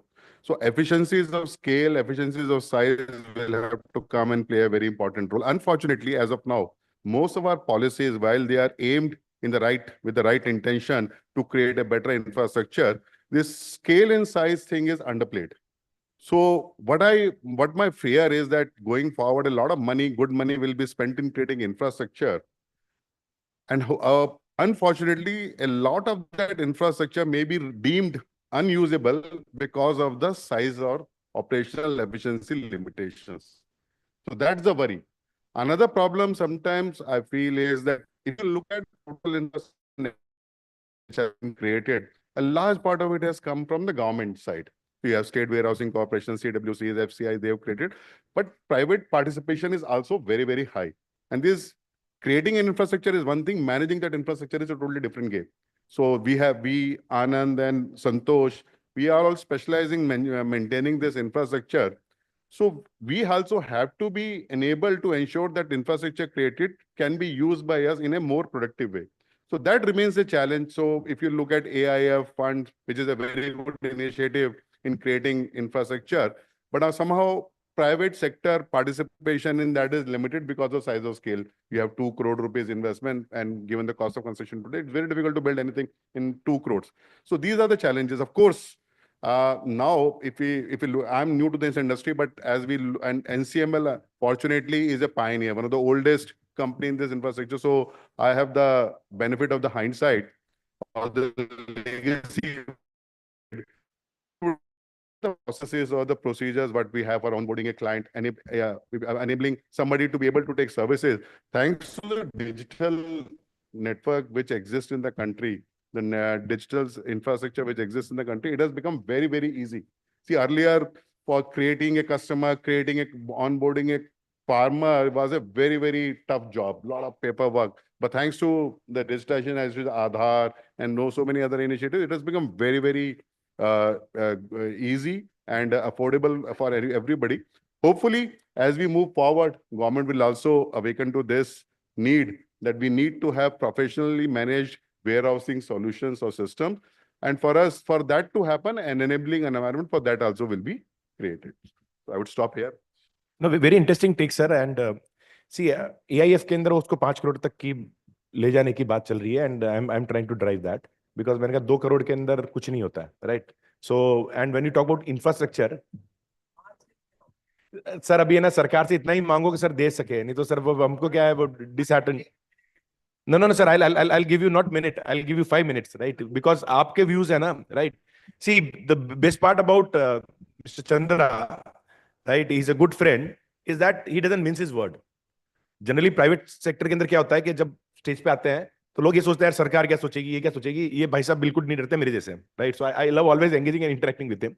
At the same time, the reason I stopped you is that actually मेरे को एक background देना था आपके बारे में, right? So चंदा साहब का है कि like he has done what government should be doing, right? They've been in warehousing for a long time, right? They understood the need of it, right? Irrespective of the challenges. In fact, Modi ji ne bola asarkari is asarkari. That means private is more effective. So he has, like I'm saying that we are having someone who has done that. He has gone to one more level. उसका financing भी कर देता है. He has gone one more level. उसका digitization भी कर दिया है. तो इन्होंने सारी की सारी monopolize करने की पूरी activity कर ली है, right? So I would say चंदा जी आपसे क्वेश्चन ये आप ये क्वेश्चन के अंदर इनपुट कीजिएगा. सर इतना मोनोपोलाइज कर दोगे तो सर हम सरकार के साथ और अगेंस्ट कुछ नहीं है. See, our objective, the way I look at this industry, the problems which we are talking today are now 2 decades old. When I heard somebody talking that the food wastage in the country is 6 to 10% or 15-20%, these figures are outdated. We are producing 300 million metric tons. The way we defined losses is based on what we perceive as a loss. For example, if wheat has deteriorated, we will say कि पूरा wheat खराब हो गया. That wheat has not gone bad. So 30 kilo, that So that if you say 30 rupees of a value is lost, no. While we look at food losses, we should also estimate at the value at loss, because we always look at post-harvest losses. We don't define what is this loss. At a 20, 30 or 15% loss, we would have seen food grains on the roads, which we don't see until unless some media covers it up कि किसी ने टमाटर डाल दिए सड़क पे, प्याज डाल दिए. Leaving that aside, what this country still needs is a clarity from the government as to what they want to do. They want to do too many things in one go. One side, they will say, I want to do AIF, 2 crores loans at a lesser rate. Second side, they want to say, I want to construct NABARD, Grameen Bhandaran Yojana, I want to do National Horticulture Board subsidies, but everything is catered to individuals. 2 crore में तो मैं warehouse ही नहीं बना पाऊंगा. Like NCML has created infrastructures, these are hundreds of crores. Now, you focus on giving more subsidies to individual, but you want a public-private partnership. So that is my contradiction when it comes to most of the policies you will see. They confuse in what the country needs, and the wo koi policy banegi, they will say, okay, let's get in, rural employment, we will get entrepreneur set up. There are challenges. So that clarity has to start coming in as to what we need to do. I always find a gap in those policies which are framed. Ab storage hai. You see, government ने WDRA बना दिया और पिछले 15 साल से they are putting all their might for WDRA. That WDRA has still not recognized that there are entities like NCML, Go Green, NBHC, ARIA, Star Agri, who have facilitated 10 lakh crores of loan in last 20 years. हमारे लिए ना उस act में नाम भी नहीं है. As we exist. अब मैं क्या जवाब दूंगा इसको? So that is, it's like you want to unnecessary reinvent a wheel. See, what I would have expected in storage from a WDRA is to recognize an entity like IRDA does. IRDA doesn't go and empanel every branch of an insurance company, or RBI does. लेकिन WDRA wants to work on a different connotation कि मैं एक warehouse जा करके empanel करूंगा. आप agency empanel करिए. You give a license for them to operate. You make market more vibrant. What you are doing is कि मैं individuals को बढ़ावा. See, it comes with a second challenge. If an agency is not managing a warehouse, what is the comfort lender has on that receipt which is issued by individual? So there are, so my take always in these policy formations is people have to find their backs with their own hands. That is what is missing. People will have to decide what they want to do. हम वो खिचड़ी बना देते हैं हर बार, तो that's where the challenge comes in. All the policies you will see, अभी हमने 2 करोड़ की बनाई, people like you will push to 5 crore, but होगा क्या? End of the day, we will be back to square one. And जब government चाहेगी कि I will use my power, that is what is happening. See, now if I talk about ENAM, अगर सरकार का push ना हो, see, product and technology will have their own demand if they are valuable to the end customer. If there is value added, people will pay for you, people will automatically use that technology. Today, UPI use करने के लिए nobody taught me. So, everybody is using it. No, Anand, like, hypothetical question. See, sometimes what happens is that a sector need to be inaugurated by the government so that actually people start following it, right? So, I'll just give you example of ENAM itself, right? ENAM के बाद काफी marketplaces ने देखा कि इसमें value है, right? And they started coming. And I always agree that private efficiency is better than the government efficiency because of so many reasons. Now, I totally agree with you. Like, Dushyant ji, like, correct me if I'm wrong, right? If we have ENAM 4.0, let's assume, it should not be controlled by government, right? It has to be privatized, right? And your views on that, should ENAM be privatized or not? Because I think government has lived through what they were supposed to be democratized. No, Divya, I'll take that one question before that. Every time we see ना agree में government को घुसना चाहिए, मेरे हिसाब से एक बार ना बिना गवर्नमेंट घुसे भी ट्राई करके देख लो 2 साल, शायद एग्री उठ जाएगा. See, the intervention from government are so huge in every sector, and everybody feels that they need this, they need this, they need this. Sometimes you just let go. You may see them bouncing back much faster or much better ways than what we sitting here in AC rooms are envisaging. Perfect. Dushyant ji, your views in very short. Anand, I mean, agriculture, policy, government support are such a, intervened elements. So you can't separate them. Correct. No, see, this is not possible in India. When I say agriculture marketing reforms or liberalizing agriculture, at least market side will take 20 years. 10 are already completed. Another 10 years will be consumed, because we live in a over democratic country. But to answer to your question, to the best of my experience, is we really need to, from private side, we really need to increase our engagement with government and policy makers. Out of 30 years plus or 35 years plus experience, I can say we have a better conducive environment right now. Speed might not be as per our expectations or efficiencies, but yes, there is, I see response in many ways. Perfect. Santosh ji, the next question is to you, right? You are also doing something very, in fact, Santosh ji, we meet outside of Ahmedabad more while we are in the same city than in Ahmedabad. Ahmedabad में आज तक नहीं मिले, बाहर हम बहुत बार मिले. So Santosh ji कभी चाय पे बुलाइएगा Ahmedabad में भी, right? My question to you is that actually what Anand ji said or what Dushyant ji said, right? We need more infrastructure. I agree to certain extent is that actually people like us, we are even government said that you are a nuisance value, right? कि 2 करोड़ में क्या तकलीफ है, तो हम 5 में push किया और प्राइवेट सेक्टर बोलता है 5 से होगा क्या. So we are nuisance value for both. Private sector बोलता है कि 5 में कुछ नहीं होगा और सरकार बोलती है 2 से 5 क्यों कराना तेरे को, right? Now my question to you is that when we talk about, in a broader perspective, we talk about decentralization of warehousing. That is what government is trying to push, right? You have been again same digitization. You have been into warehouse management services. How do you see, what is your perspective on this whole idea of we are having maybe smaller but more warehouses spread across the country? I think you are doing some work in Bihar also. वहाँ तो सारा का सारा credit society ही करती है warehousing, right? And I've been to Bihar, मतलब आप मानेंगे नहीं, इसका चौथा ही रूम के अंदर ही warehousing हो रहा है वहाँ पे. Do you think that is making sense? Your take on that? I have two opinion on that.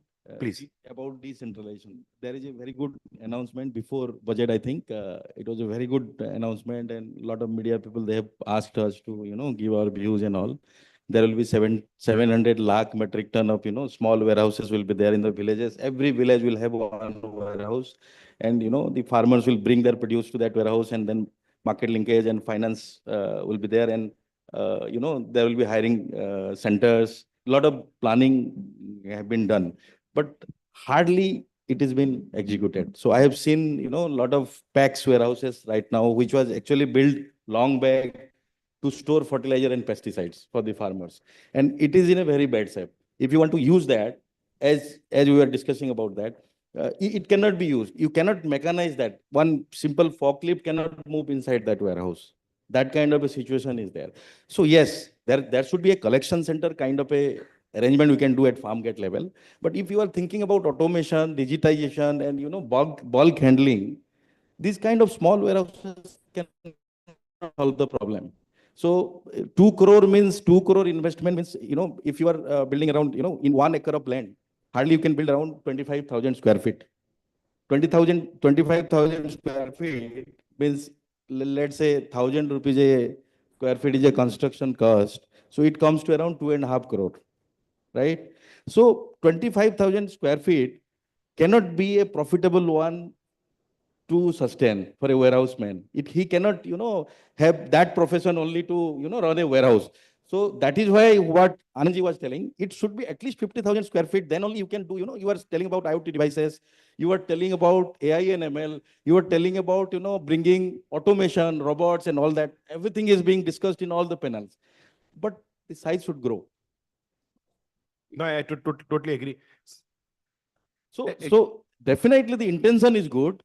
But smaller warehouses, again, we have started warehousing long back, in 20 years back, when NCDX probably was the active one in Gujarat, Rajasthan, I have seen, where, there was a huge return in commodities, because there is a difference between spot market and future market. There is a huge difference.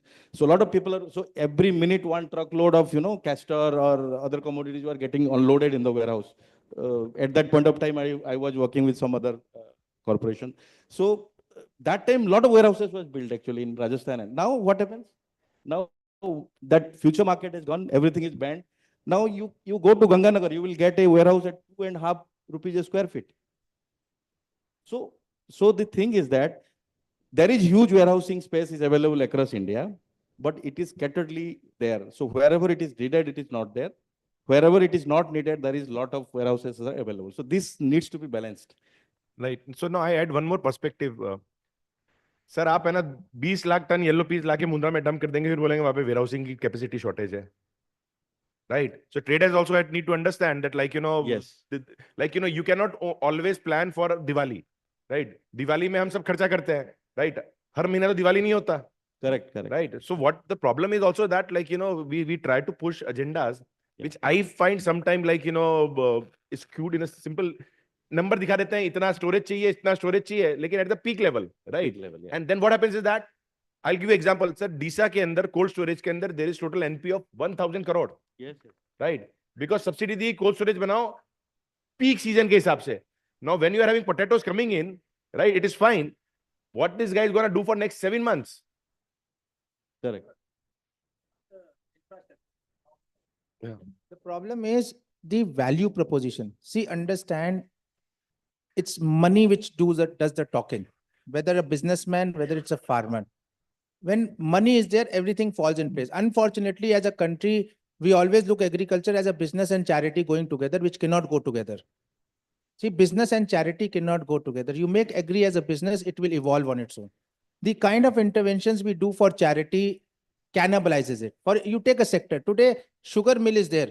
Sugar mill will buy sugar at a price decided by government, but it has to sell sugar price decided by the international markets. What happens when the prices are high in the international market? You make money. When the prices goes down, what happens? You give soft loans. Agree. क्या कर रहे हो? See, this is where we'll have to put some method to madness. No, I understand. See, you want to give farmer the highest price, but you want consumer to pay the minimum price. How is it going to work? Now, when you talk very interesting point, पैसा. अभी commodity के ऊपर पैसा convert करने के लिए we have to digitize it, right? And this is where actually Saurabh ji comes in, right? Sir, आप अगर receipt नहीं बनाओगे तो like उसका monetization नहीं होगा. You play a very important role. And secondly, I totally agree with, like, until unless we don't have future markets, डब्बा teddy sir आज भी हो रहा है, right? If you want 45 days के बाद चना कितने प्राइस में मिलना चाहिए, मैं आज कॉन्ट्रैक्ट कर सकता हूं. Not regulated, not financed, right? We also ask government, like, you regulate it well, but at least it will be regulated. Sir, now I believe receipt play a very vital role, because what you are doing is that you are converting that commodity into a paper which can be transacted upon. I can go to Chanda Saab, I can go to Sahu Saab and say, sir, पैसा दे दो इसके ऊपर, right? मेरे पास ये कागज है. So your views on, sir, actually, how do you foresee what you are doing becoming more scalable, and also how do we make it democratized, as, like, Tyagi Sab said? Thanks, Deepak. Though I and Chandra always have conflicting views, because I represent WDRA to that extent, because we work with the Ministry of Foods for doing the transactional job of issuing electronic receipts. And this is nothing new as such. It has been there, but it is now more regulated to an extent. The only thing that I will start with what Tyagi ji said on ENAM. ENAM, again, a wonderful platform. The only thing is that we don't only need a futures market or an options market, we also need a spot market. The spot market in this country is totally neglected because more of the time it is a state subject. And if we see that the upcoming national policy of marketing, which is coming from Government of India, I think it will create some roles where inter-state dependency will get reduced to that extent. People will start trading. And once the ENAM got launched, we made ourselves connected with the ENAM also, so that the receipts can be issued on the platform and it can be traded. But again, as most of the panel members said, a lot of policies are there on the paper, but the implementation is the key, how we do it. Most of the places we either have the policies pan-India basis, which should not be ideally, you do pilots. You see how the things are happening, corrective actions are taken, and then you scale it up. So good works are happening. Large grain storage, for example, which was talked about, and I totally agree to an extent that small storage spaces, again, you will make it, they will become godowns. In some time period, it will only store fertilizers. So there has to be a market linkage. We have 10,000 FPOs, but how many FPOs are Sahyadri everybody knows. So to that extent, until unless you have a market linkage for those particular FPOs, farmers, how do you lure them to come to the warehouse? What is the advantage for them to coming to the warehouse that they foresee a market where after 3 months they can say that, okay, I can sell my produce at a X price after taking care of the interest of the bank as well as the rental of the warehouse. So those all activities are required more in a comprehensive manner rather than silos. I think public-private partnership is a requirement of time where these packs warehouses will come, should be near. There is a lot of activity over there, but somebody has to manage it. Those people are not the guys who can manage the warehouses. They can manage godowns, but they cannot manage the warehouse to that extent. And hence, people like Arya, the Go Green, and the NCML, these are the expertise management people who can provide services in those places. I don't know, don't be a charity in the game though, but yes, it has to come to expense that those people can also afford. Uh, Farmers in this entire stage, when we were talking with Deepak ji on the pledge finance sector, it's always a contradiction that pre-harvest is a 12 lakh crore market and post-harvest continued to be 40,000 crore market only. How is that happening is a big question mark, because the entire game is being played by traders. Farmers' contribution is hardly nil. And now we see certain interventions which are coming from the government side, is that how we can make these farmers come to the warehouse, have more capability of holding the stocks, and banks also coming forward to fund, because bankers are very afraid to fund small ticket size loans. They are very much happy with a KCC of 5 years and sitting on that and evergreening on that particular thing. But this is a 3 months loan or a 4 months loan, and somebody has to pay it. Otherwise, it will become immediate NPA to that extent. So credit guarantee scheme, for example, got launched by the minister on Monday, where it will enhance bankers and lenders to come forward to give small ticket size loans also. So activities will keep on happening. Evolvement will happen. Agri, I think, is our next big space for a UPI. Like you said, Deepak ji, that this would be a space where technology has to play a robust game. Perfect. Sir, I agree to all of what you guys said. Everything, infrastructure, investment, everything. Even what government is doing, actually, like, generally I don't mince my words. So I'm saying that I'm pretty happy with what government is doing. But I hate this concept of government trying to push farmer to store. I'll tell you the reason for that. There are a lot of traders sitting here. For them also to understand, after 3 months, is going to make money for him or lose money for him, it's very difficult. Person like me, I'm accurate 80% of the time, 20% of the time. I also, with all the information, access, talking to people, digitization, I fail. Now we want the farmer to take that long position कि after 4 months मेरे आलू का ज्यादा भाव मिलेगा, नहीं मिला तो उसका interest loss, warehousing loss, and then this guy, right, is not just actually उसको whether government policy ही नहीं मार रही है, उसकी खुद की बेवकूफी भी मारेगी, right? Let's not make our farmers traders, right? Now what government is trying to do is that they're trying, right, to project by doing all these things, अच्छे भाव पे बेचना. अच्छा भाव क्या? Government will take guarantee that actually if you sell after 4 months, right, I'll give you MSP plus interest rate plus warehousing cost. God bless you. And we are saying that NPA तुरंत हो जाएगा, right? Now what we are trying to do is that we are making our farmers trader without his understanding, knowledge, capability of doing that, and then we'll make small NPAs, right? And then we'll give the waiver, and then we say political economy is working well. So sorry, I'm having very strong views against, like, trying to make farmers a trader. Being a trader now outside the trade, but understanding how difficult it is to predict the markets, right? And we talk about AI and ML. Let government take that, like, underwrite now. If you keep it for 4 months, you'll make more money. God bless you, or I'll pay. MSP तो sir दे नहीं पा रहे हैं, और वो ना बात कर रहे हैं कि farmers to store, and then actually, like, all the vagaries, sir, and even the government policy. Sir चने का किसान सोइंग कर रहा है, आप मार्च तक आपने ओपन किया हुआ इंपोर्ट, प्राइस क्रैश हो गए हैं, उस बेचारे किसान ने अगर 7 महीने रखा हुआ होता, उसको मिल रहा था 65 रुपया उस time, he would have stored, right? If he would have timed well, he would have been able to sell it 80 rupees. But today if we sell, he's not even getting 60 rupees. So 65 की जगह बेचारा 60 में बेच रहा है, उसका interest आ गया, warehousing cost आ गया, and then he is below MSP. So I would like, I know that whatever we are talking here is getting documented, is really shared to government. With the folded hands, I'm saying that I'm not don't sure actually, like, it's also the industry viewpoint. Please don't make our farmers traders. That's a very, I'm saying that the wrong turn which we are taking as a country. Let the farmers become just the farmers. Modi, over to you, sir. Like, हम सब ने तो बहुत controversial बात किया है. ये जो बात कर रहे थे, like, food waste होता है, सब optimal होता है. I'm totally with him. Like, 30% perishable get wasted in India. That is stupidity.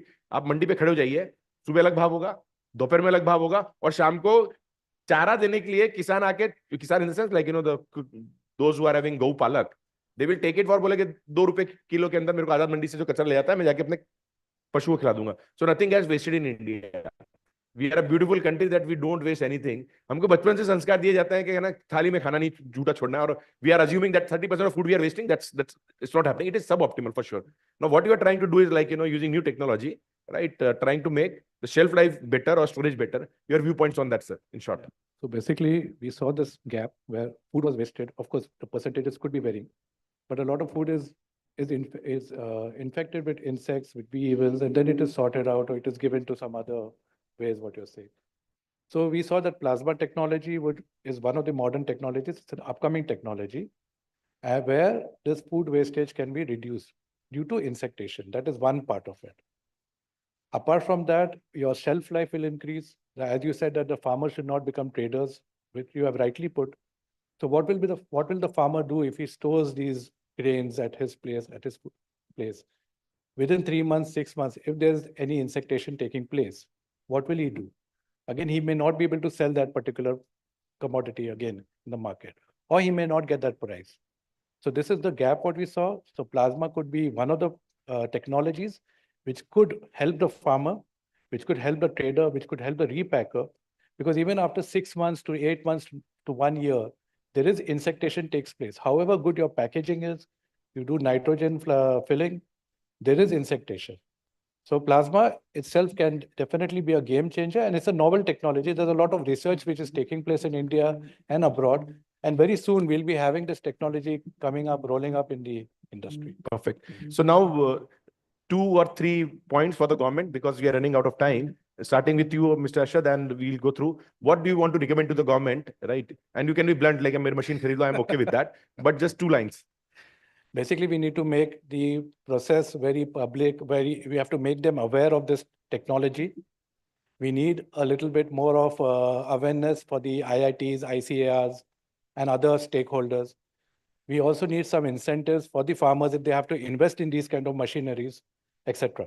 So subsidies are required, incentives are required, but basically I would say awareness is required, because this is a very new technology. Perfect. And if we don't do it, when I'm very, very afraid that, China may take over, because this technology is being done. There's a lot of research papers being published in the last 3 years. So we want to be on the forefront. I totally agree with you. The China and Trump said abhi to. Khanna sahab, like, your couple of recommendation to government in your view. My only recommendations was request would be to an extent that a very robust spot market. That is a much needed requirement of the day now if we want to have better trade. And if it is not a trader, but at least better price for his produce on the spot. And for the industry as a whole, a robust future market for all the commodities, which is now very much proven that without the exchange also, the prices were skyrocketing for all the commodities. So now the time has come that we again relook at that particular thing. Sir, future market, आज तक अभी notification नहीं आया है. The government has banned the future trade, right? And I think tomorrow is the D-Day. We got the 1 month extension, which is a good news that we feel. It's because it's only a 1 month extension of ban. Sir, मैं कल पूरे event में था, कल ही आया होगा ये notification. Came yesterday only. Sir, आपने पूरा mood, मतलब है ना, कल की सब उतर गई है सुबह. Not to you, Mr. Sahu, like, your 2 point. So they have extended, like, ban for 1 month. That is sad news. My apologies. Actually, I was so excited कि, like, आज ये रायता जो पूरा रायता फैला होता, like, so today night I am not partying. If I have invited any of you, sorry. So my view is, my suggestion is only two things. Sure. One is infrastructure side. I mean, there are two type of finances happening in. One is consumption side, one is investment side, right? So in the investment side of warehousing, if you see, then the ticket size should be 5 crore. That whatever, because these small warehouses won't solve the problem. That is one of the things. If you want to build a warehouse in every village, that is a good agenda. But the size of the warehouse should increase if we want to compete with our counterparts in other countries. So that is the one thing. We cannot be a poor farmer all the time, and small warehouses, small godowns and all that. So that mentality needs to be changed by the government. That is the first thing. Second thing is that, we have a lot of policies are there, like, Prime Minister's Gramin Yojana, then subsidy scheme, everything is there. And nobody knows how to use that. Even AIF is there, but how many people know how to use that AIF? So I think they should make one nodal agency, like, in future, in the stock exchange, what happens? They make brokers, they do the education program, and a lot of, investors are coming. The retail investors are coming and they are investing. But in warehousing or in case of this financing sector, nobody knows. Even, the number of people sitting here, you can see the, attendance also. So there should be an agency. If WDRA can be an agency, or NERL can be an agency, or CCRL, I don't know who will be acting that. But this education needs to be given, and consumption and investment, both the, investment should come, finances should come in a large way. Right. So sir ये बोल रहे हैं कि हम जैसे consultant को बाहर निकाल दो. Right. Government make complex policy to हमारा घर चलता रहे. Right. So the policy is complex, then actually you hire consultant. So AIF is actually a fund mechanism to fund India's infrastructure in agriculture. If you don't understand it, that's good. Pay me, I'll make you understand and I'll help you with that. Right. So Mr. Chandra, over to you, sir. Right. Did tell that. I'm telling about NERL, CCRL, or Sir, WDRA. मत करवाइए sir. No, apologies. Government should inform it more, and I think Mr. Samuel Praveen Kumar is doing terrific work. In fact, I have written an article which was published in 38 newspapers in vernacular on what AIF is. So I am also doing without charging the government, without charging anyone, in promoting it. But still you are not able to find the answers. Still you want to raise funds through AIF. I am available. I have two very strong points, and as usual, to my nature, since I'm passionate about doing something in agri, that's what prompts me to be upfront. Number one, government needs to have clarity as to what they want to do. Whether you want to focus on individuals through your schemes or you want the public-private partnerships. Both things cannot go hand in hand. You have a policy for individuals and then want the private players to come in. Second, and a very important aspect, which I always believe, is reduce your intervention. You don't need so many policies. See, the sectors where India has done well, especially in the tech adoptions, are sectors where the intervention from the government has been minimal. You don't need so much interventions. You don't confuse it. Just make it simple and basic. That's what my recommendations would be. Let's not complicate it. Just let it go. Market will evolve. There will be players who will come and make out of it. Like I give a classic example. Look what Zomato, Blinkit and all have done. There was no government support. I agree. Yeah. They are not Zomato regulated also. Sir, just like, Zomato. Sometimes I am so surprised. मैं order का button दबाता हूँ, right? मेरे को लगता है नीचे खड़ा था क्या ये, right? So they have done very well. What? The interventions have been less. यहाँ पे करने लगो तो 4 intervention खड़े होते भाई. ये ऐसे नहीं करना, ये वैसे नहीं करना, ये ऐसे नहीं. See, you are unnecessarily trying to pamper a person who is already disturbed. एक किसान परेशान है. I disagree with you when you say you're making him a trader. He is already trading. See, he takes a call at the start of the season which commodity he sows. That's the biggest trading call he takes at the start of the season. He's already a trader. He's already a businessman. Let's enable that. You give him an option whether he wants to store or not. You leave to him. He's the biggest risk taker among all who is present there. जिसको पता है कि कल को बारिश हो गई, फसल खड़ी है, may get damage. He's the biggest trader, he's the biggest businessman, he's the biggest risk taker. Let's acknowledge that part. When he's sowing a commodity, he is taking a trading call as to what commodity he wants to sow. Unfortunately, what we have done is we pamper him. Today, tour prices are high. Next year, government machinery, everybody will be, let's sow tour, let's sow tour, let's sow tour. Next year, you are standing with a big crop, prices are down again. See, what I was saying was that only, like, I totally agree with you, right? Maybe that let's not make him trader was a wrong, I'll say that the phrase used. What I'm saying is that don't put more risk on him. Right. So, and actually, like, Pulse's industry has brought 15,000 crore this year. Luckily, farmer is not stored, right? If it would have stored, just think about 15,000 crore loss of farmer, right? You would be having, like, the political economy of this nation would have, like, gone for a toss. Tyagi ji, your views So, in short, sir. Yeah. Deepak, My apologies. Quickly, broadly, see the fundamental problem with agriculture in our country, which I believe, post 1991, we could not reap the fruit of liberalization and we could not really liberalize agriculture. It continued to remain, controlled and regulated. So we, as a country, we are at a cusp of change now. All technology, all investment slowly coming towards agriculture, focus and future. So I would recommend, that this creation of this National Agriculture Council like GST to solve all these, policy issues, to solve all the conflicts, making better enabling environment. For example, ENAM, even today, for struggling for last 8 years, we could arrange unified license out of 23, only 11 states. So that's most important. We should have representation from all the quarters, have a nice council. It has happened in Canada.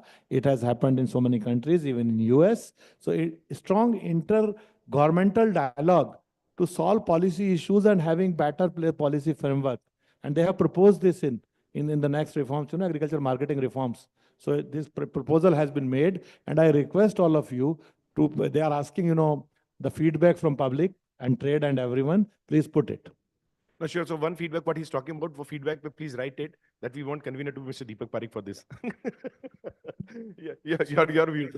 So since I'm the last to speak, I've spent about 30 years in agriculture, so gives you some sort of credibility to say, in agriculture, two types of people have always done the damage, most damage to the sector. One is the doomsayers, another is the anecdote tellers, or the which they have created narrative. See, remember the movie in 1970, in a village, the villain was always a middleman, Artiya, grain procurement guy. So somehow there is a narrative in our mind that all these people who are in the middle between the farmer and the consumer are all villains. They are out to extract their pound of flesh at the cost of farmer. So this is one. Another thing is, if you look at, I'm sure there are people who are senior than me in this room, there have been a lot of doomsayers. You remember how many times the report has come that world is going to run out of food in next 10 years, 20 years, 30 years. In fact, in my 30 years, I have seen two such reports. We were supposed to run out of food in 2006, and we were supposed to run out of food in 86. But even though the population of the world is 7.5 billion, we still have surpluses. So these narratives, if as somebody or some of the panelists said, if the government leaves it to us, human ingenuity exists to overcome all these challenges. But the problem is, because of this narrative and anecdotal nature of policy making in the country, government tries to get very hands-on in the policy, and as a result, we end up creating a mess.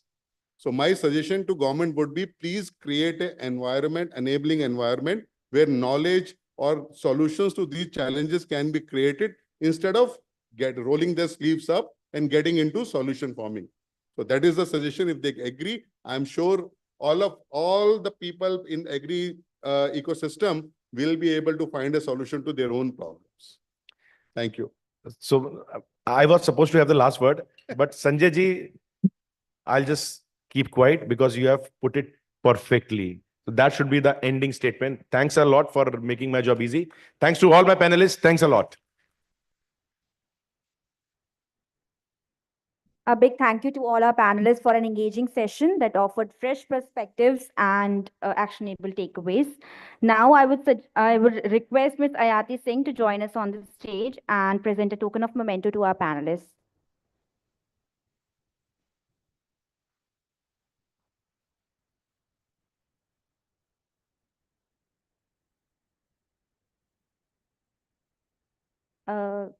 Our first panelist, Mr. Anand Chandra, co-founder and executive director, Arja.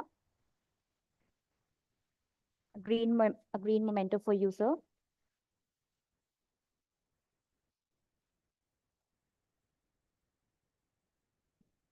A memento to Mr. Dushyant K. Tyagi, CEO, Farmgate Technologies.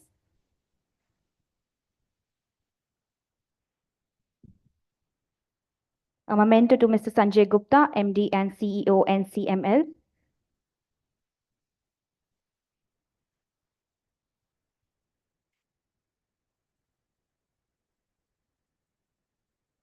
A memento to Mr. Santosh Kumar Sahu, CEO and co-founder, Go Green Warehouses.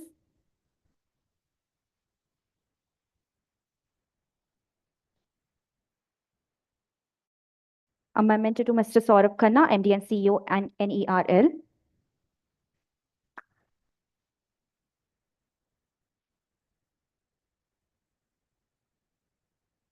A memento to Mr. Aslam Mulji, Managing Director, Arshad Electronics Private Limited.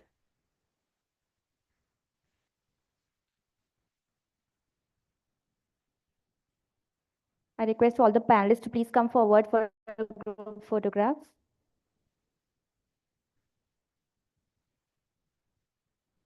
And a big thank you to our moderator, Mr. Deepak Parekh, for an amazing session.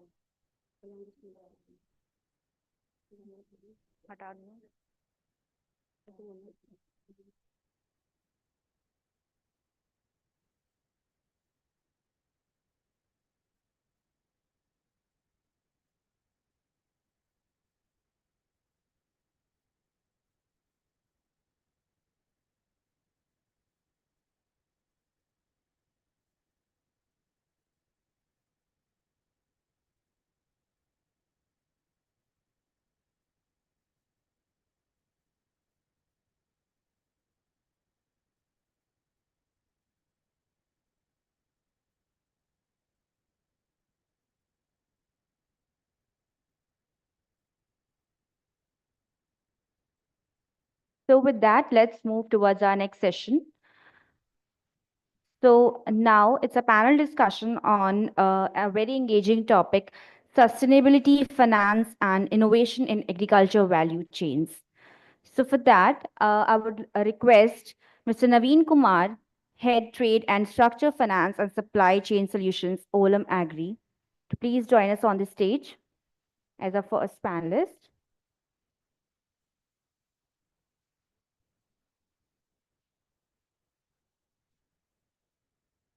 Our next panelist, Mr. Vishal Narchal, COO, Sarveshwar Foods.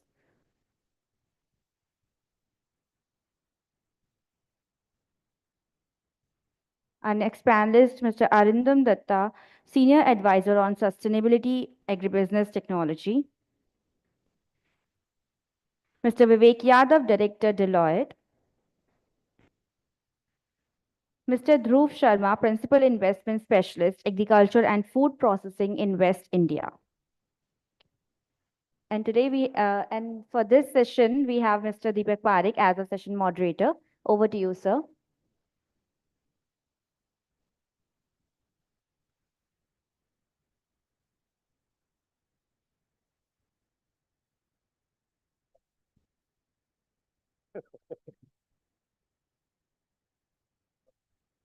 कभी use किए नहीं, luckily अभी तक जरूरत नहीं पड़ी.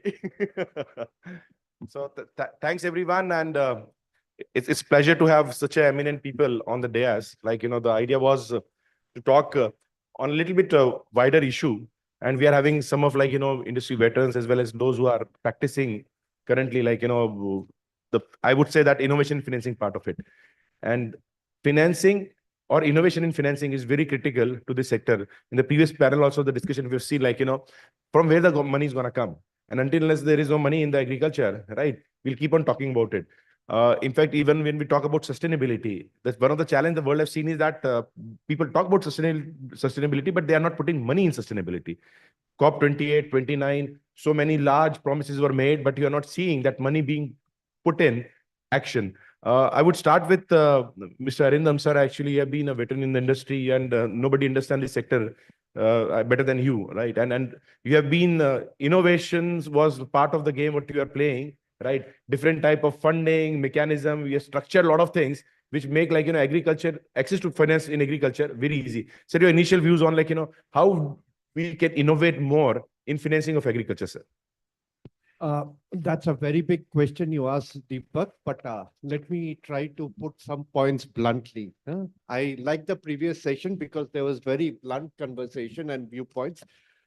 So firstly, sir इतना add कर लेता हूं, सर मैं ब्लंट करवाता हूं, लेकिन जूते मेरे को ही पड़ते हैं, बाकी पैनलिस्ट तो निकल जाते हैं. So just joking, please carry on. Yeah. So the point here is, and before I start, let me talk of something. When I started my career 35 years back, the issues we had in agriculture, the same issues remain today, and that's a tragedy. The same issues are getting discussed over and over again. That's number one. Second, when you talk to access of finance, if you look at the absolute volume of financing that has happened in the last 30 years, it's increased tremendously. But having said that, the number of farmers and supply chains which are getting institutional finance in percentage terms remains almost stagnant. Now, when we talk of innovation, first is technology. What has changed in the last 10 years is a lot of technology, whether it's remote sensing, AI, ML, drone technology, etc. Now it addresses one of the key issues, that's of information asymmetry, that it makes real-time information available to all the different stakeholders in the ag value chain, including the financing partners, and they can make better decisions. That's the hypothesis, at a lower cost. When I say lower cost, the transaction cost goes down and the risk cost, that's the NPS which are expected from agriculture financing, that goes down drastically. We are still not seeing it, but a lot has happened. The elephant in the room, Deepak, is you can use all kind of technology and innovations, but the basic question is how many of our farmers are bankable? That's a tough question out there, that unless we have bankable farmers, then we can blame the bank that there are bankable farmers and the banks have not been able to finance. But how do we define a bankable farmer? We talked about the issues and think of the issues the farmers are facing in terms of, the production risk, the market risk, the handling risk, the storage risk and whatnot. Now, the farmer base makes it very, very difficult for banks to take a call. And let me tell you something bluntly, the so-called priority sector direct financing portfolio of every bank is bleeding. It's not said out publicly, but it's a bleeding portfolio. The moment you take out priority sector norms, banks will stop financing smallholder farmers. So it's kind of pushed by the regulators and the government. So innovations, yes, through technology, two things can happen, Deepak. One is, the quantum of financing to the bankable farmers, let me keep saying that, will increase somewhat more. Second is maybe 10 to 15% of farmers, additional farmers will get financing, but it will not solve the financing problem of all farmers in India. That's point number one. Second, there's a lot of talk of blended finance, wherein you mingle, private sector money with government money, development money to be able to build in the right kind of risk mitigation for a high risk asset class. In this case, it could be climate financing, smallholder farmers. Now, having said that, blended finance is overhyped globally. It's overhyped in LinkedIn. Blended finance are so difficult to structure. It takes so much of effort, time to get different sectors together that these are not scalable solutions and these are not replicable solutions. So, Deepak, for financing will only come when we have supply chains which are well defined, which are well oiled. It's the only way to get in financing in isolation for farmers. You use whatever technology or innovation, it's a challenge. So the point that Anand made in the previous session, would banks be willing to do charitable work? That's the question out there. Or is it a business proposition for them? And I'll talk about sustainability financing later. Thank you so much. Perfect. No, I totally agree with you, sir. Coming to you, Naveen, you are trying to solve that piece of puzzle, right? The real value chain financing. And Olam has been very innovative in structuring those type of deals. It is just not like, plain old vanilla. You give me receipt, I pay you. You do like, period assessment, the price assessment. So your like, margin money to all the structure is very different. We would like to understand from you, like, the thought behind it and how you're doing it, sir. So, Olam does a lot of work on the structured side, and thankfully, we have not encountered any such thing which gives us obstacles not to do it in future. But I'll get to the first innovation in financing in agri supply chains. How do we get money into this overall segment? I'll go back to a B school. Today, if you see any B school, day zero, top slot companies are never from agri, barring one or two which are global ones. Last 20 years, I can tell you, my juniors, my seniors, my batchmates, top talent went to IT, consulting, finance. And we know the state of these sectors in our country, how they are performing. Now, why does the top talent doesn't come? And I'll come back to I'll join this to financing. That much money is not there in this segment. So how can we bring more money and why it is not there? First part, for any or the large corps who do, and they are the guys who do the bring in large money. For them to do CapEx, there has to be certainty in the policy side. And we cannot go back to just simply trading, though that is what my company does. We cannot simply export and import raw material and commodities. We need to move from 4-digit HS code to 12-digit HS code. We need to value add. Nobody can put a stock limit on pasta. They can put on wheat. So are we doing enough value add to bring in that kind of money? Are we doing those 15% EBITDA businesses? No. We cannot bring those kind of talents. So it's chicken and egg. You don't have those talents. It's not helping the overall supply chain. It's the overall financing in the sector is not coming. So how do we do? I'll take example of one of the MNC banks I work with. Be away from the government. If you want to be away from the intervention, be away from the government. They always used to fund businesses which on a spectrum, being closer to government or away from the government, the ones which are away from the government in FMCG. If they were doing infra, they'll rather do the suppliers, not the BOT guys. So second part is how do we bring financing to the corporates? This was about the value chain. Today, lakhs of crores is stuck up in the inventory in agri sector. Can we make a securitized debt instrument of these agri stocks? Say 1 lakh tons I have in maize. Can I make a pass-through certificate of that 1 lakh tons of maize verified by, say, one of the warehouse and WSP, and then I sell it to a investor who wants to invest into a MNC backed PTC of an agri commodity, buy it and sell it back to me. So rather than investing in a debt fund, he's getting title to an asset, maybe for a short term. That will bring in more investors and unlock lakhs of crores in this agri value chain. Third, how to create financing for the farmer. And this I would be on loggerheads with Deepak, that we are making a farmer trader. Today, if you see in agri, the value chains which have most money were ones where there was no policy intervention. Milk. I funded a lot of milk guys. It was so smooth. You have a VLC model, people come, sell milk and they go. Before they could intervene, Amul got there. Then you have guys like Parag, Paras, and many other such names. Now in agri, today, it has started in some form with e-mandi licenses. If you create a doorstep price discovery mechanism for the farmer. And some of the startups are doing it, but not in very large form and shape. That I, the farmer, have say 10 tons of wheat to sell.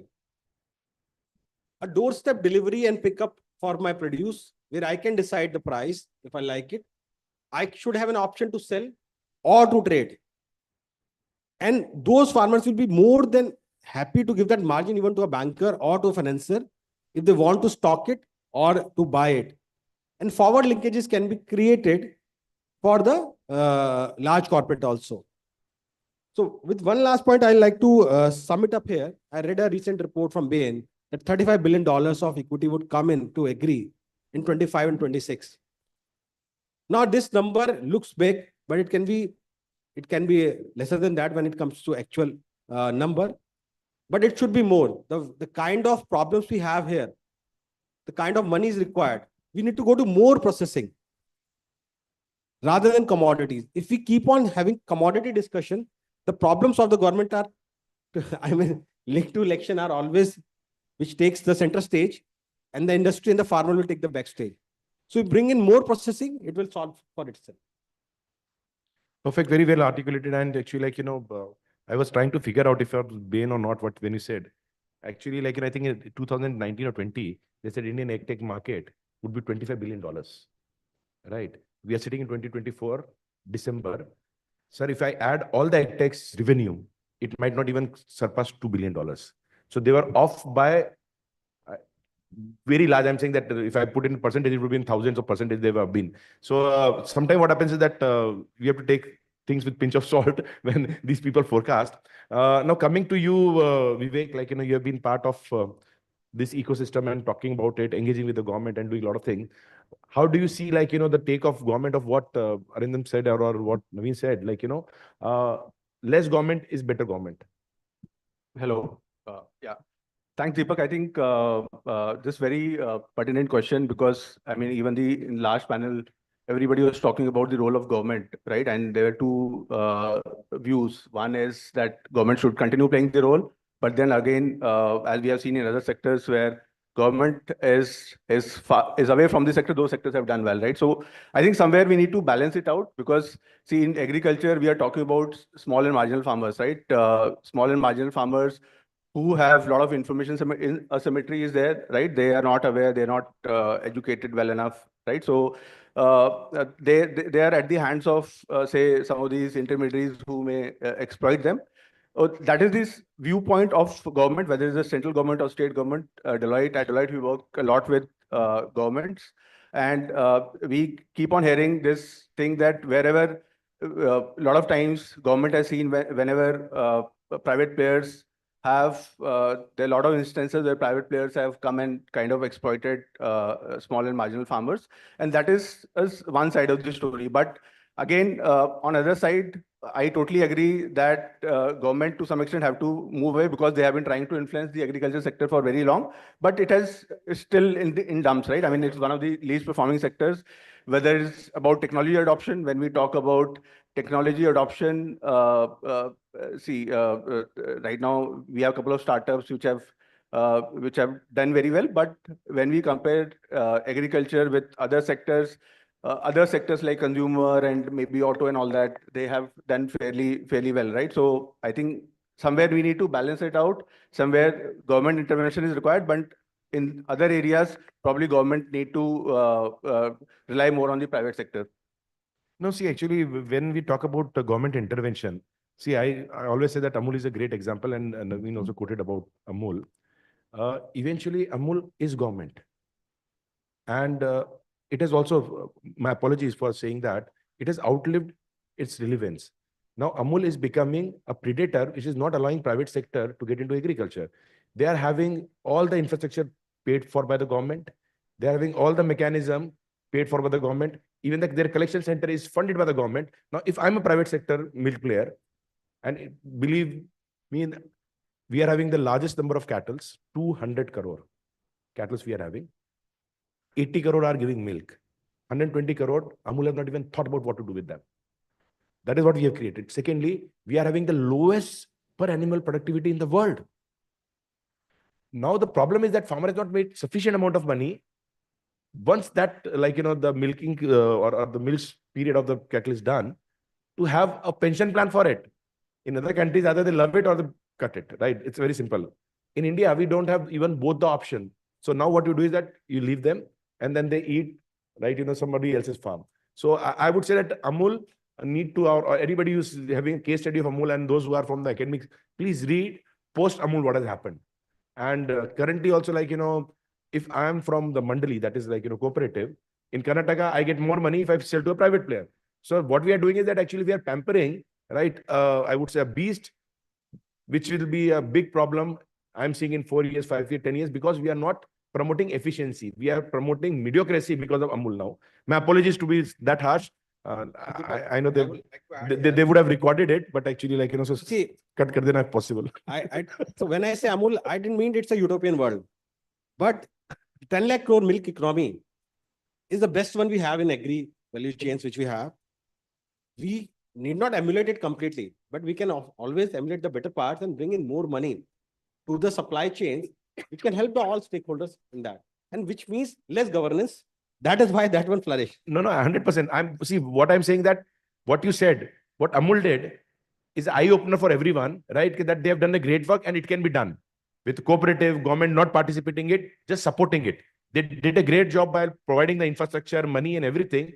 That is what government should be doing it. They are not regulating it. That's a great part of it. What I was just wanted to, like, because Amul came, right?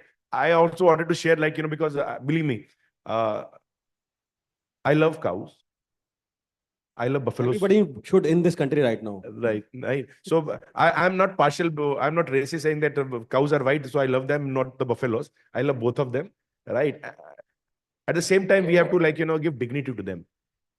As a country which are, like, in the West, they say that for India, cow is mummy and for us, it is yummy. But for us, it is mummy, right? So I believe, like, we are not giving them the dignified life to cows and buffaloes of this country. If you want to sell them as meat, still it is dignified. You go to gaushalas and you see the plight, right? These cows and buffaloes they are going through. And actually, like, it unnerves me because believe me, we are giving them the slow death, right? You'll be surprised that overall per cow budget of India, sorry, we are digressing, but this is like, you touched a point which, like, very, I'm emotional about. That budget, including philanthropic and the government, which we spend on non-milk cattle in India, is 4 rupees 80 paisa. Sir Parle जी का एक biscuit नहीं आता है, आप 150 kilo की गाय भैंस को 4 रुपए 80 पैसे के अंदर फीड करना चाहते हो per day, right? So do whatever is possible, like, from your side, like, for the cow, because I believe, like, the nation owe a lot to them. We do lip service. Sorry, coming back to you, Dhruv. So Dhruv, like, you are part of semi-government. I wouldn't say that actually, like, Invest India is the government or function like a government. How do you see, like, the outreach, because you want to seek investment to India, including agriculture. But even Indian private sector is not investing in Indian agriculture. How do you get the people? We are having people from Brazil, we are having people from Gambia, we are having people from Zambia as well. Now, why they should invest in Indian agriculture when they are listening to the narrative which we are talking about? Hey, thanks, Deepak. So I believe the first question, it should be like, does India actually need investment at this point in time? And the answer to it is a big yes. And then even like before I proceed, I'll just like to state that what would have been the bottom line or the currents that actually help me to give you a big yes is because I'll say that agriculture in India is the biggest employer, in case we all know. And we, through this sector, are actually able to employ close to 54-55% of the workforce population. So with those big numbers, like, that is why agriculture is most important, because 55% of your population works into the agriculture sector. But there's a very good thumb rule, like, okay, in Hindi we used to say, jitna zyada meetha daloge, sugar daloge, chai utni meethi banegi. But on the contemporary, we believe that the very same figures should have been reciprocated when it comes to the agriculture sector's contribution to the GVA. So, like, by employing 55% of the workforce population, your contribution to the GVA is somewhat around 18 to 18.3%, which is like more than 50% of the population is engaged. Your contribution to the GVA is less than 1/5 of it. So that's a big number, you can say, game. That's a big gap that actually India needs to cover in the time to come, which envisages us to ensure that a lot of investment has to come into this sector, because there is a lot that we still need to learn from the developing countries and the developed countries in terms of technology, in terms of package of practice and other things that they have. which India is more than happy to leverage. Secondly, like we say that there's a huge gap, so which actually brings me down to the point that it actually is a war right now, right? So aap itni mehnat kar rahe, but you're not still passing in the exam. So there is something wrong that needs to be addressed immediately. So to when you are entering into a war, so Gita says आपको दो चीजें चाहिए war जीतने के लिए. पहला चाहिए आपको अस्त्र, दूसरा चाहिए आपको शस्त्र. So shastra is a weapon. Okay, so when we talk about the weapons and all, I believe the government has the best of the practices or the policies in terms of some initiatives being known as Make in India, some initiatives called as Startup India, some of the best policies probably we have here in India. So these are shastra which are already in line. Some of the subsidy programs and all. I'll not say that all subsidies are bad, but some subsidies are actually required to ensure that the sector grows at a exponential percentage. So these have been the shastra the country has. Now is the astra. How do you use these weapons? How do you use these things to ensure that the right thing is happening in India and the gap that we have between the employment rates and the contribution to the GVA comes down drastically. So in that term, then actually the Ministry of Industry and Commerce had it and thought of having an extended wing called as Invest India. So Invest India is basically the world's most awarded IPA, where we are having a professional team of over 400 people with an agenda that across all the sectors, the area is to bring in investment into the country to ensure that not only the investors get the best benefit out of it, but also the stakeholders on this side within the country are also able to get benefit out of it. As next level, what we are doing is, so I lead the agriculture sector at Invest India, and our agenda is to do a lot of activities, engage with the foreign you can say investors, bring them to India, pitch them the India opportunity, and ensure that they have end-to-end smooth pathway for their investments into India. What the government has additionally done at this point in time is the government has 100% FDI into the agriculture sector through automatic route. That is the first part. If we see our year-on-year investments into the agriculture machinery and the agriculture services is growing, it's proliferating, we have a positive trend throughout. So this actually shows the faith that most of the countries have and the investors have shown into India at this point in time. So any person or any country who wants to invest into India, and like Deepak just said, we have some delegates out here from Brazil, Zambia and all. So I'll just say in the last 2 weeks, I had the privilege of actually hosting two different delegations. One was from Brazil, where we had all the top cooperatives coming down to India, around 30 odd cooperatives and some companies from the agribusiness sector. Followed by the last week, we had some of the companies coming down from horticulture companies coming from New Zealand, who are actually eyeing the India opportunity at this point in time. What Invest India offers is, okay, now you want to put in $1 million or $1 billion into the country. Even if I have to travel to some foreign soil, it becomes very difficult for me, because when I'm in India, in my own country, I have a different mindset. When I'm moving outside my own country, my mindset changes. So most of the investors who would love to eye India will have, am I going to the right country? Do I have a support hand once I'm there? In case I have any query, in case I have any issue, in case there is something that gets struck up, whom do I go to? Whose door do I knock? And once these queries start getting resolved, the investor has much more of confidence of investing into India. So for that reason, Invest India actually acts as a bridge between the industry and the government and ensures that your end-to-end facilitation in India has been taken care of, hassle-free, and which reduces your lag time. So that is what Invest India is all about, and that is what the government is doing to ensure that the investment in the agriculture sector should come. And the Ministry of Agriculture, I'll say, I'll stop you here. Like, it has been pretty long pitch. We all know that Indian agriculture sector is great. It needs a lot of investment. But I would have a request to the government, right? Investment will automatically come if you create enabling environment, right? And I believe, like, still the policy making of the government is not attuned to get a lot of investment, because today I will definitely not open a rice mill in India. Sir, so you have done that. So Mr. Vishal, like, you are in the sector, you know the vagaries and the challenges of the sector, right? How do you foresee, like, what we've been talking about and the importance of the finance in agriculture sector? Investment for sure. I'm an Indian, so I love more people investing in India. I agree with him. Invest India is doing great work in facilitating that. But the conducive environment is $1 million question. How do you find that there is a conducive environment, or there are challenges? So there are a lot of challenges which are there, especially when it comes to the investment piece. Now, the three challenges which I believe is first is the financial challenge, financial barrier, then the operational barrier, and there is a cultural barrier. Now, why financial barrier? Because the investor doesn't know what kind of ROIs he's going to get, usko return milega, nahi milega, he's not aware. He's not sure. So that is the biggest challenge. Now, how do we solve that is by bringing in operational efficiencies in the farming techniques. Operational efficiencies के लिए you have to change the culture of the farmer, and farmers are not very adaptable to the change. Why? Because they are not sure कि अगर मैं if I do the changes as a company is advising me, what if the crop is not as per my expectation? How do I repay my loans? What do I do? So to address these challenges, what we are trying to do at Sarveshwar is we have got close to 12 purchase centers where we are directly associated with close to 20,000 farmers in Jammu province, where we are trying to tag the farmer income. Like Dattaji mentioned that farmers are not bankable. Banks are not very comfortable banking, giving credit to the farmers. Because no one exactly knows what kind of income is there for the farmers. So we are trying to create an ecosystem where we understand what is the income of the farmer. Now, farmer is producing the crop. Apart from this, he has got livestock. Livestock, say, he's giving, he's selling his milk probably, and then eggs are there. So a lot of things are there. So this is how we are trying to tag each and every farmer income, and that is where we are also creating a marketplace where we the farmer doesn't go to has a challenge कि आधी रात को he needs a money. Where does he go? He goes to the middleman or the आड़तिया where 4% 3% पे उसको पैसा लेना पड़ता है. So that exploitation we are trying to avoid that kind of exploitation by creating a marketplace where the farmers are able to get everything at a single shop.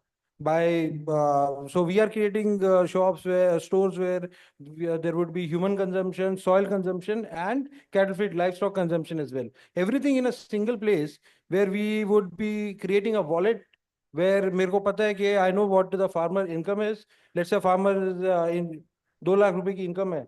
I can give him a clean credit of probably 10,000, 20,000 in a ecosystem itself, where the money is not directly being given to the farmer, but the farmer is able to make use of that credit limit probably. That's what we are trying to do. No, very interesting. Actually, Arun, you might be aware about such model has been worked out even in dairy industry, because when they pour the milk, you know exactly how many cows he's having, you know what is income. So I think there is a company called Stellapps, I was advised to them, caveat, I was advised to them, but because you shared, I just wanted to add that they came with Moonpay. So they have the history of every day how much is pouring. So end of the month, they know how much of income they're generating, and hence they are able to pay, make I think you also you know about Stellapps. Now coming at the last word to you, sir, because I want you to address on the sustainability finance, right? Do you see even that happening, right? And see again, my apologies because of lack of the time. I'm also staying away with the sustainability with only one person talking about it.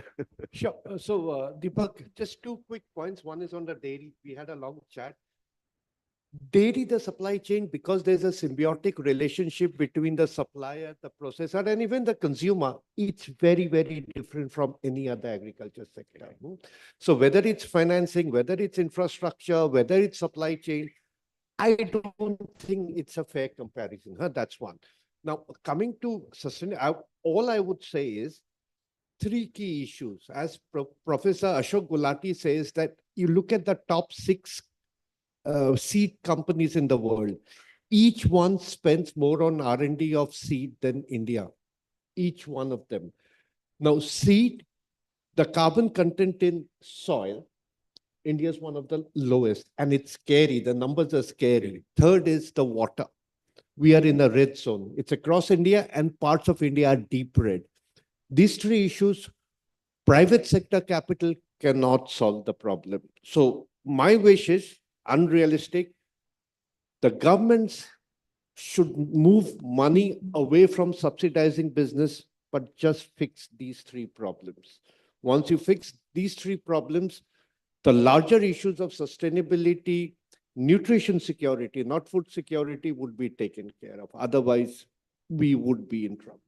Perfect. So as an ending comment, what Arindam rightly said, I think out of 600 plus districts which we have in India, 130 odd are actually having severe water crisis, right? It's alarming. And the organic carbon content of our agriculture land is less than 1%, which is also very alarming. Generally, you need 3% of that. With that, I would like to end this panel because we, unfortunately, we are between the lunch and the discussion. So being an agriculture conference, let's not wait people to have their food. Thanks a lot, and we'll be having very nutritious food, whether you're vegetarian or non-vegetarian. Please indulge yourself. Thanks to my panelists for having a very great discussion. Thank you. Thank you so much to our panelists for this thought-provoking session. So I would request Mr. Arish Hussain to please join us on stage and present a token of memento to our panelists.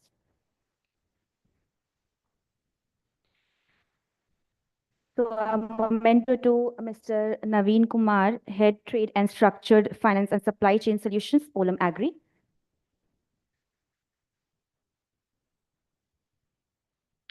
Mr. Vishal Narshal, COO, Sarveshwar Foods.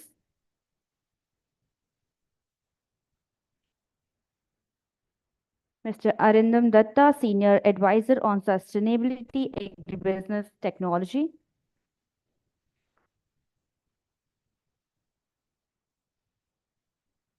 Mr. Vivek Yadav, Director, Deloitte.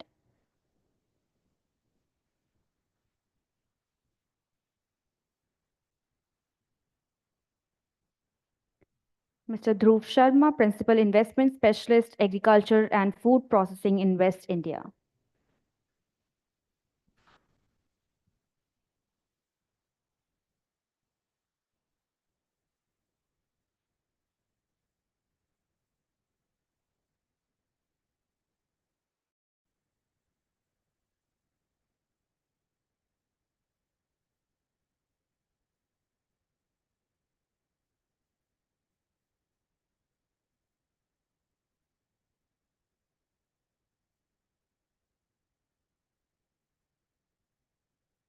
Our esteemed guests, our networking lunches are now served. I encourage you to join in and fostering meaningful connections and engaging discussions while joining a delightful meal.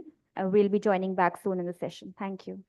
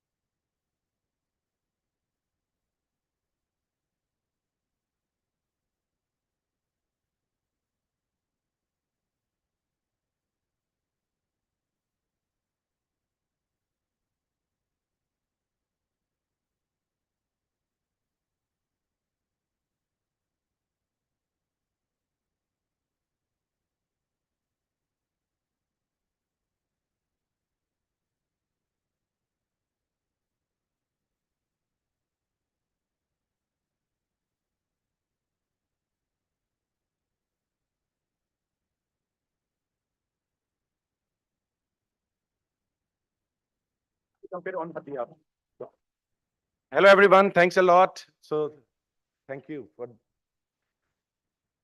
putting down the music. Otherwise, we'll start dancing. Okay, so we are having very interesting. I said that action which is going to happen here. Yesterday, unfortunately, because of the delay in award ceremony, our friends from LDC were not there, and we have been graced with Mr. G. K. Sood, who was the actually founding CEO of LDC in India. So, who better to take that award on behalf of LDC? So, we are having, I would say that the legend of the industry, my own guru, and he has been awarded as legend for the industry in so many different awards. And I think my friends from Brazil, when they have interacted with him, they would understand the depth of knowledge, understanding what Mr. Sood is having. So we are blessed to have Dr. Sood, Mr. Sood here. Dr. Adat Padage, sorry, my apologies. So can we have award for the best company, agriculture commodity to LDC?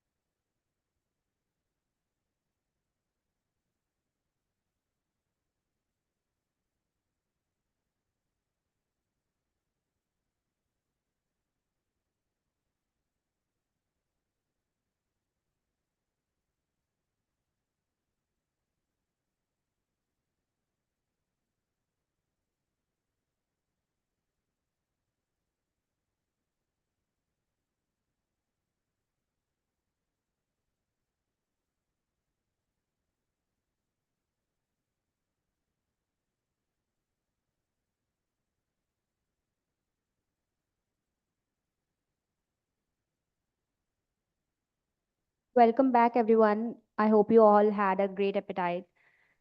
So now we'll move forward with our next panel discussion. So our next panel discussion will be on impact of climate change on food systems and biotechnology in agriculture. So for that, I would request Mr. Satyam Shivam Sundaram, Partner Strategy and Transactions EY, to please join us on the stage, please.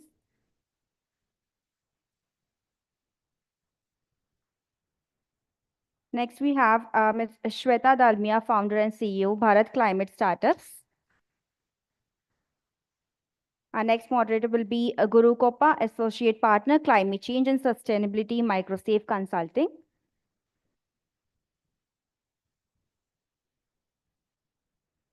I request Ms. Sonia Balyan, Scientist, Indian Biological Data Center, to please join us on stage. Mr. Vipin Saini, CEO, Biological Agri Solutions Association. Mr. Sanjay Chaudhary, VP, Strategic and Corporate Affairs, Indo-Gulf Crop Sciences. And Mr. Rajat Srivastav, General Manager, Regulatory Affairs and IPR, General Crop Science Private Limited.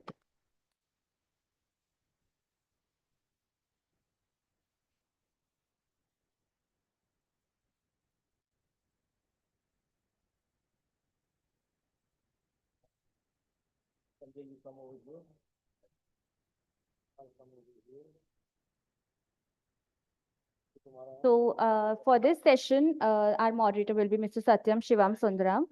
So over to you, sir.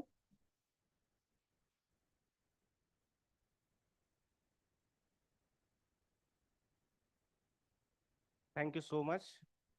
And thank you, the panelists. The August panel is here, and thank you to audience. It's a post-lunch session, so I'm sure with the kind of group that we have, it will be quite enriching for all of us.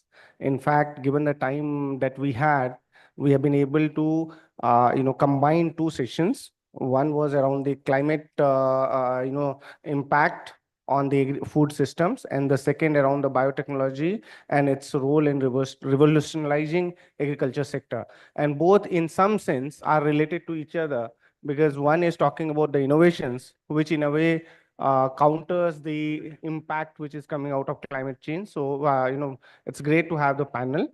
And I'll start off with the climate change, impact on the food systems, and we'll move forward from there and then talk about how innovations have been supporting on the biotechnology side. To start with, I think climate change, if we look at, is a very complex area, particularly when we talk about food, because it has three different dimensions to it, right? Water being one of the biggest one, then you have temperature increase, and you also have carbon fertilization as the third. And each one of them have their own impact on each type of food system, or each type of produce that we are talking about. For some, it's good. For some, it's bad. Net, it might be either increasing or decreasing.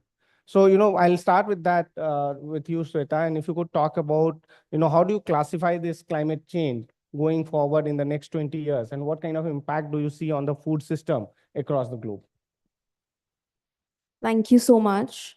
So, I believe that the impact of climate change on food systems is very well visible right now. Like from everything we talk, be it our homes, be it industries, be it farmers, like the current farmer protest going on. Similarly, with what we see that maybe a basic tomato that we used to consume maybe years ago, it doesn't even have the same nutritional value today. And it starts from everything like the soil today these plants are grown and it's not nutritious. It's not sequestering that much carbon that it used to do years ago. The water that these crops, these fields which are irrigated with is again not fresh. It has got heavy metals and so many things. Even the air that these plants are breathing is not clean, it's polluted. So I believe that the impact of climate change is already there on the food systems. We can already see the kind of diseases that are coming up. But going forward, I believe that today we are seeing many innovations. We are seeing so many startups. As he was also talking about biotechnologies coming up, I think that the situation can really improve. So one of my recent stories that we did was from Sundarbans.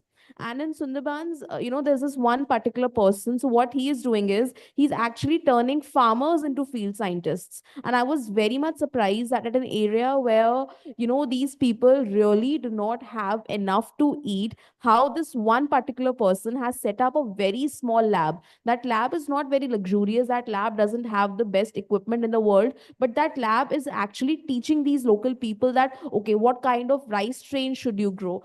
Or maybe we talk about, okay, in the climate change debate, that let's go vegan, let's not consume animals. But at that particular place in Sundarbans where these people do not even have access to food, poultry is also very much affected. So how this one particular person is actually making even poultry sustainable. So I believe going forward, all these things, all these solutions, if implicated at a scale, will definitely benefit Baki. Let's see what happens, and I'm excited to hear what the other panelists have to say. Thank you, Sweta. If I move to you, Mr. Guru, and take this to the next level, for the last, in the last panel also, we heard people saying that food will get over, we won't have anything. And for the last 20 years, nothing has happened. If we look at the data also, what has happened is maybe climate change has impacted maybe 5%, but innovations have led to 200+% productivity increase. Net, we have had more grains than what we had, say, 30 years back, right? So what are those innovative areas that you see which would help us mitigate some of the challenges that you see with the climate change? And, particularly with regard to various geographies, they would be very different, because how they impact you will see in the cooler climates is very different from the impact that you will see in the tropical climate. Thank you, Deepak ji, for this opportunity. And also, I would like to take a different perspective on this climate change. We are talking so much, there is so much noise for right reasons on climate change. Everywhere, every conference, every meetings, we're talking about climate change. But the biggest gap that I'm finding is that whether farmers, who is our target, who is beneficiary for all of us at the end of the day, whether they are aware of this climate change, what is the level of awareness they have? And also we're talking about technologies, innovations. And if you go into the climate adaptations, climate mitigation strategies, especially in the field, what are those technologies that we are talking about? If I have understood correctly, for last 30, 40 years or 50 years, the technologies in terms of climate smart agriculture, in terms of other climate resilient technologies that we are talking about, they are existing with the farmers for last 50 years. And after Green Revolution, let us admit the fact that except cotton, BT cotton, there has been no breakthrough technology that we have come across to increase farmer yield or anything. Now, coming to the impact of this, as far as the food production is concerned, okay, now India has released the data, 330 million tons and 5% increase over the last year. But if you look into the 2022, there was some kind of increased temperature during the February and March. There was impact on wheat yields, and also there was a flood, and there was an impact on paddy yields. So otherwise, we are increasing the production.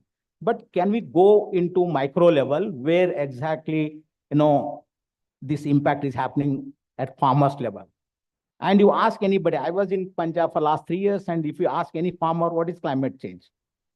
They are not changing any technologies. They are not changing any practices. Still, we're talking about. There is a big gap that whether we can also bring in awareness why farmers are not adopting. See, same technologies that we have released during the Green Revolution, and also now we talk about short duration varieties, some pest resistant varieties, IPM. These are all there in the field. So basically, we have to reach out to the farmer in terms of bringing in awareness about this climate change, and also accordingly, based on their need, we have to come out with technologies. And last point is that we're talking about startups. Again, what is the contribution of these startups to the farming community? Whether farmers are also have been part of this. There is so much noise about the carbon credit market, whether farmers are part of these things, whether is there any evidence or some example of farmers getting benefit of this carbon credit market.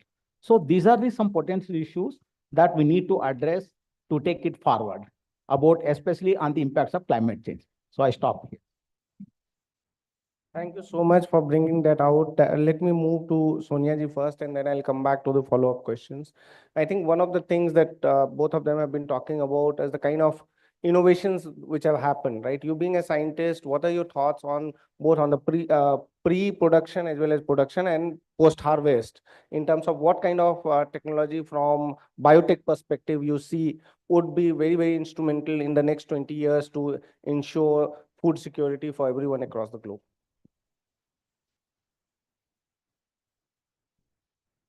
Thank you so much for the question, and thank you also for the opportunity, for this opportunity to express my views on how biotechnology can be a possible solution in the climate crisis, and definitely for India. So considering whether the innovations that is happening in labs is really reaching the grassroots level, this is a big gap we are witnessing. And when you talk about research, the most of the research in India, first of all, it is all government funded. So I will, go one by one to the different areas. This is public sector funded research. All the research which is there in biotechnological aspects of innovation, whether you considering that we want to develop climate resistant cultivars, or we want to develop the cultivars which have enhanced nutritional value, or we have different stresses or pest resistance or horticultural improvement of crops. All these is there. They have there in the lab. All the problems are there in the lab. Scientists are working on all the aspects of, be it conventional breeding, which is majorly ICR is doing, be it a molecular breeding or transgenic based studies or genomics or proteomics. So every high-end research is happening in our lab, and it is funded through government. But what really required here, considering the structure of our country, India is a big country, and how much we are spending on research, only 0.64% of the GDP.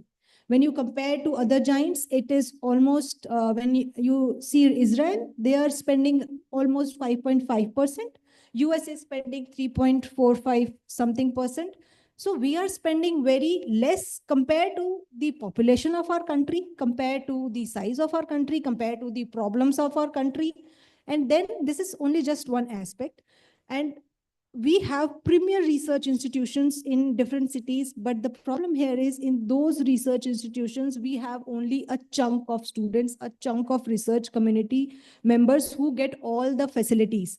Majority of our students are in university setup where we really need to have the infrastructural enhancement so that people get to know how exactly to be involved in innovation, what are our grassroots problems. Usually, when we see what research we have to think about my PhD thesis, we usually look up to the West, what these people are doing. But whether we are considering our grassroots problems, this is one.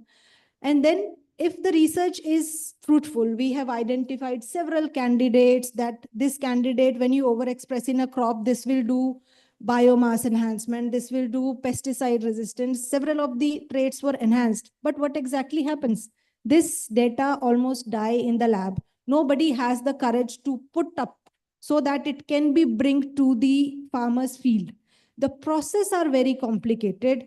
And now only the government has, it has allowed SDN1, SDN2, but whether this will be a very straightforward road towards the farmer's field, we don't know. It is just been implemented. We will see what happens. Then if you take BT cotton, we all know that BT cotton has done tremendous work. From the importer, it has changed India to a cotton exporter. But this is the only one case. When you, another crop which is accepted or approved is GM mustard. But that scientist, when you consider Professor Deepak Pental, when I had interviewed him, he said he's there in the fight of approving this almost 20 years. So this is the gap. Having a discovery, a good result, to field, and that is not yet sorted. He's into it. He's going back, court, and all these policy making things, all this is going, but still there is no way forward. So definitely the role of policymakers is very big when we say that innovation should reach the fields. And secondly, recently government has launched several of the very good initiative which will boost the research ecosystem in our country. One is One Nation, One Subscription, where the research community will have the access to all the publications in different journals, and no institutional specific subscription would be there. Then BioE3 and BioRide are again very fruitful steps towards, towards building a climate resilient, sustainable bioeconomy of India. And this will enable how research can, with the partnership of industry, how it can reach the common people, both in agriculture sector as well as the biomedicine sector as well. So I am very hopeful that these things will do. Another aspect which I like to motivate everyone about there is, we do a lot of research. A lot of research is there in ICMR, ICAR, different organizations, but we are very bad at handling the data. So when we say we are all driven data, everyone is talking about data. Data do to main AI laga दूं और ये निकाल दूं. So if we have our country's data in a sustainable manner stored in a specific repository, after the scientist is done with his research, that data is hardly be used in their laboratories. But that data can be very useful to generate new leads, new knowledge, new information, which will definitely useful for the new innovations for agricultural improvement also, and in every aspect. So recently, this Indian Biological Data Center has been established by Department of Biotechnology, where this would be our national repository, and all the biological research data has to be stored sustainably, fair, as per the FAIR principle, so that it can be accessed by anyone. Whether you are a common people, you can access that data. And over the time, when the research community is trusting this repository, we have the lot of data. just imagine how much information we can generate. And when you see farmer wise, suppose farmers, we have this climate change, maybe the native crops which he used to grow, due to climate change, that will fail. So when we have all this data, we have geographical data, we have different crops data, we can give this power to the farmer, that he just specify that I am standing here, my field at this location, what crop I should be growing, and which variety, and which trait it will give, and how I can be benefited from that. So this only be possible, this power to the farmer is only be possible if research community also dedicatedly come towards this initiative, that we will not work for our lab, we will work for our nation, and we work collaboratively towards this aim. Then only India can overcome all the challenges, and at the grassroots level, we will see the innovation thriving. Thank you so much, Sonia ji, for that. And I think you brought out 3, 4 very important issues. One around regulatory aspect, which I'll come to Rajat ji in terms of how things move on. You also talked about data and data being available for the larger group and industry associations. So if I can come to Vipin ji, and if you would like to talk more about, how is this data and industry academia coming together, going to democratize the biotech research in the field of agriculture? And what do you see as the key recommendations going forward in the next 5 to 10 years, in a decade or so? Yeah, thank you. Warm welcome to our international guests over here. Hope you had an interesting conference. I represent an industry association which deals into biological agri inputs, biofertilizers, biostimulants, and biopesticides, and similar things. It's known as Biological Agri Solutions Association of India. Coming to your question, as ma'am has very rightly said, that the recent government initiatives in collating the national data generated by national funding. Let me place it at not departmental, national funding needs to be, and they have come up with a proposal under the guidance of the Prime Minister of India, that this thing needs to be collated and be provided to the public in a broader form. Now the challenges what I also was discussing then off stage was, the challenges are that the kind of data they want to archive, they want the basic data. We have got the end reports. We don't have the basic data, more or less in practice, right? And that's exactly what they're looking at, that what was the basic data which made us come to a conclusion.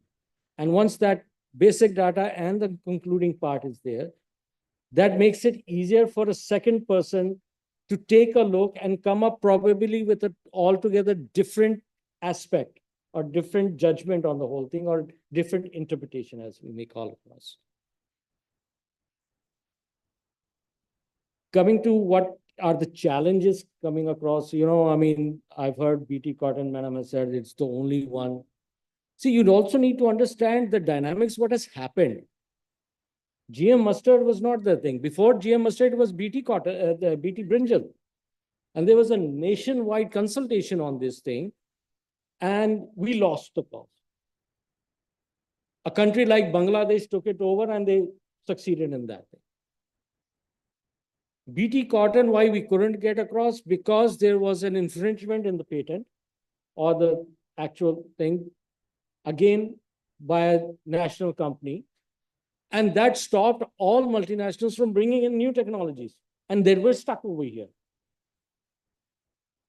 So what I'm trying to say is that until unless we address these issues, which are multifaceted and need a broader bird's view to come across, only then we'll be able to do it.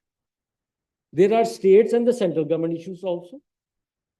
Like ma'am was just saying, giving an example that if I'm a farmer, what should I grow? No, the central government cannot tell me what I'm going to grow. I'll tell you why. Many of you, if you are aware of, the seed varieties are notified by the government of India for a specific crop to be grown in specific areas of India, specific areas of the state also. So the actual data is generated in those states. Those state governments have got the actual data. They are the ones who are the custodian of that kind of information, and then can percolate it to the farmer of that particular area which lies under their jurisdiction, not by the central government in this regard. And this needs to be understood in a broader sense and taken across in this whole issue. Technologies are there. GM crops is a big no-no in India for edible forms. But the other way around, if you see, the government is also working its way around GM crops. They are giving approvals for gene-edited crops, which they, in their own terminology, try to defend it as not genetically modified crops, but gene-edited crops like CRISPR technology and other kind of technologies, right? Recently, the Department of Biotechnology came across with a beautiful protocol and guidance document on GM-modified insects, which are primarily used for public health. The same probably can be used also for agriculture pests also over there, if need be.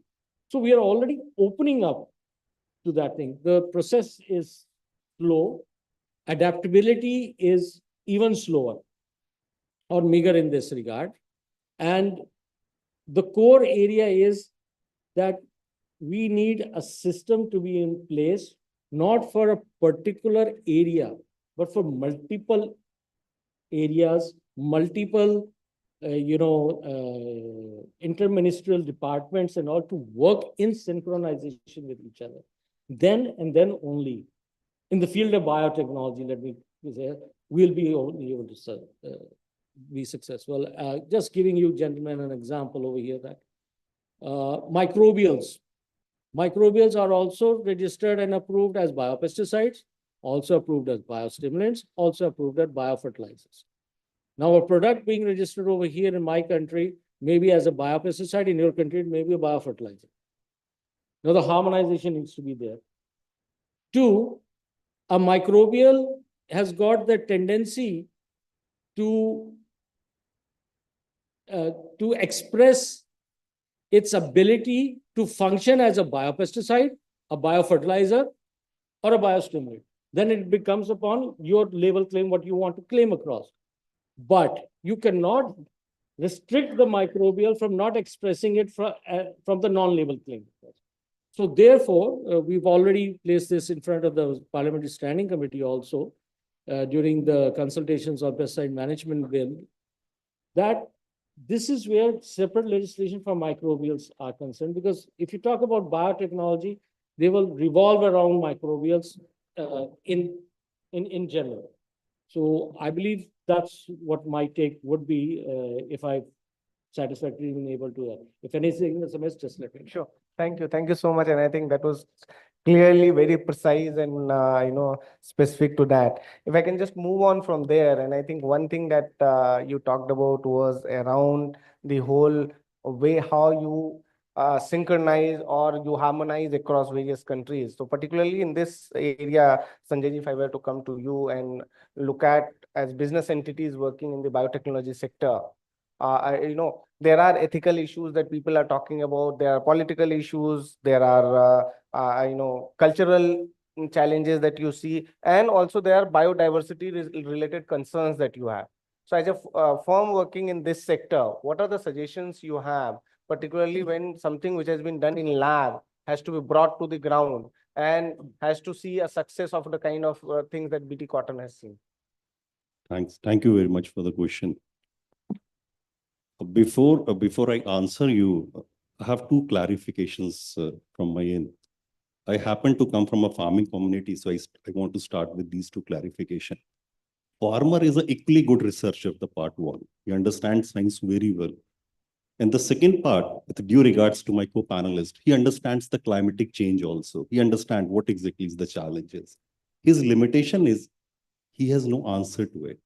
Because normally what happens in the country, if we are discussing agriculture, if we are discussing farmer and if we are discussing the farming community, let's put them in the center and then start discussing around them what exactly should be the regulatory framework, what exactly should be the study program in the agricultural colleges and the universities, what exactly the government should be doing and what exactly the corporate house should be doing.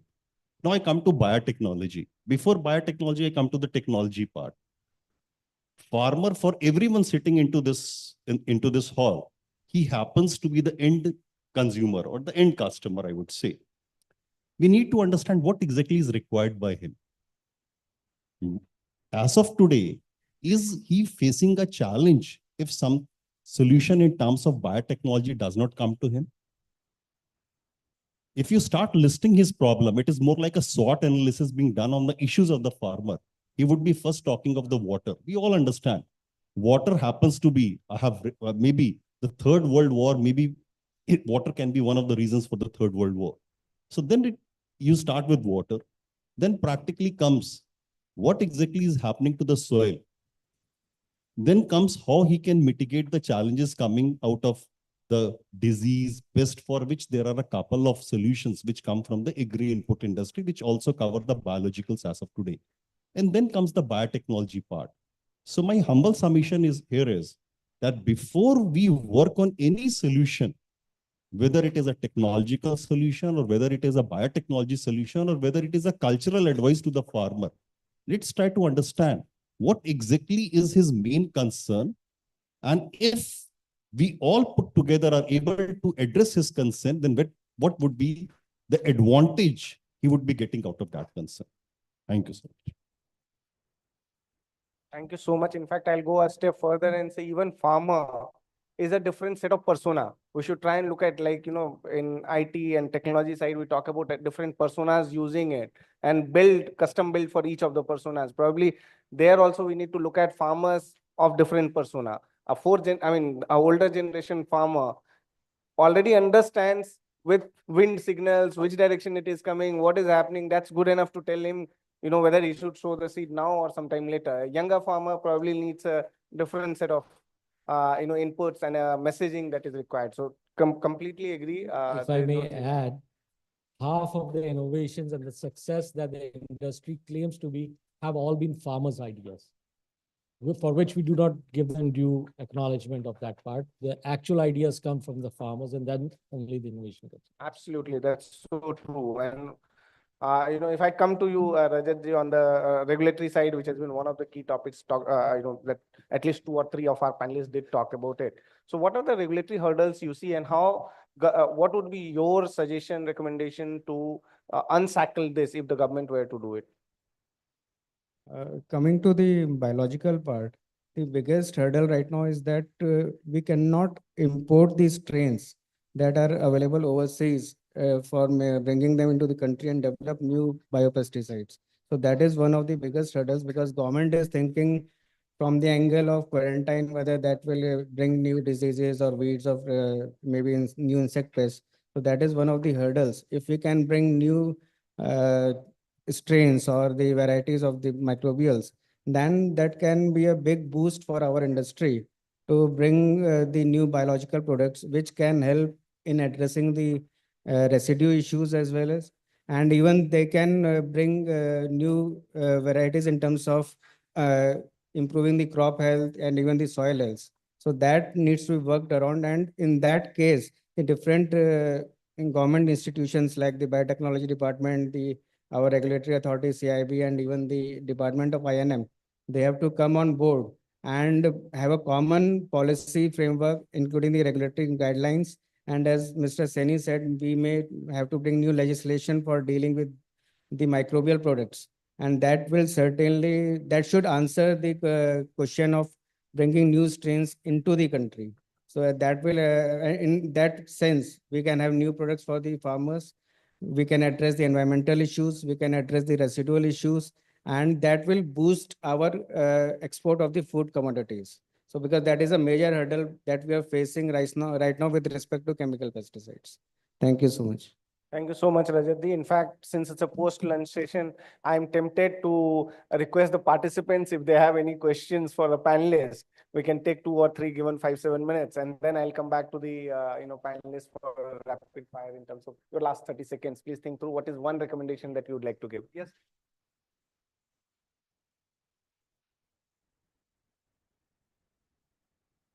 So given the time, we'll take 4 questions. First 4 that come. One already.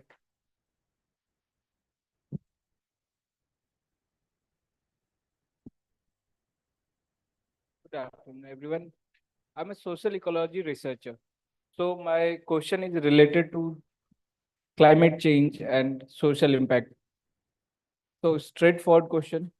How can we create sustainable and climate resilient food systems to address both environmental challenges and food security?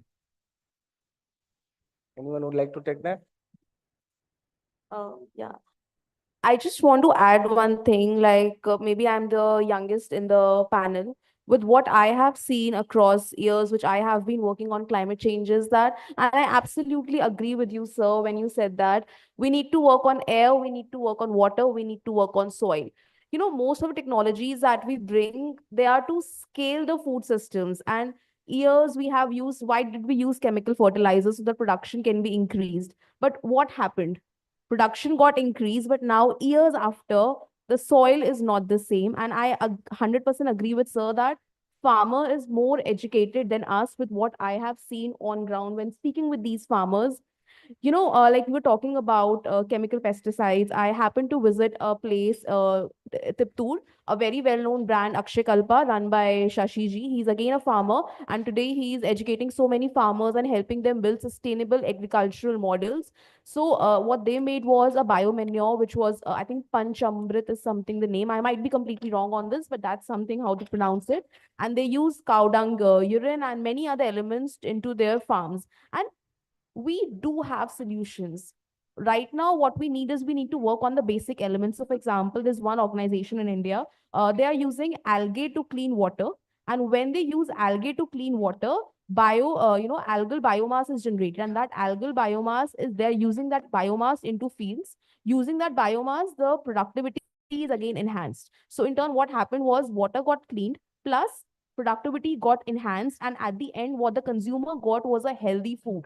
So what I believe is that today we need to work on solutions that work on a complete ecosystem, and we need to come together as a in a collaborative approach. So for example, if someone is good at taking research from lab to the ground, we should collaborate. If someone is good at research, let's come together and work. And also at the end, it's not about what crop works. It's also about how can that farmer maybe marry his daughter? How can that farmer maybe get his daughter a better education into better school? How can that farmer get a better life? Because that's the problem. We are just thinking on a one aspect, but we need to actually keep the farmer in the middle also. Why would he actually adopt our solution? Is he getting profit?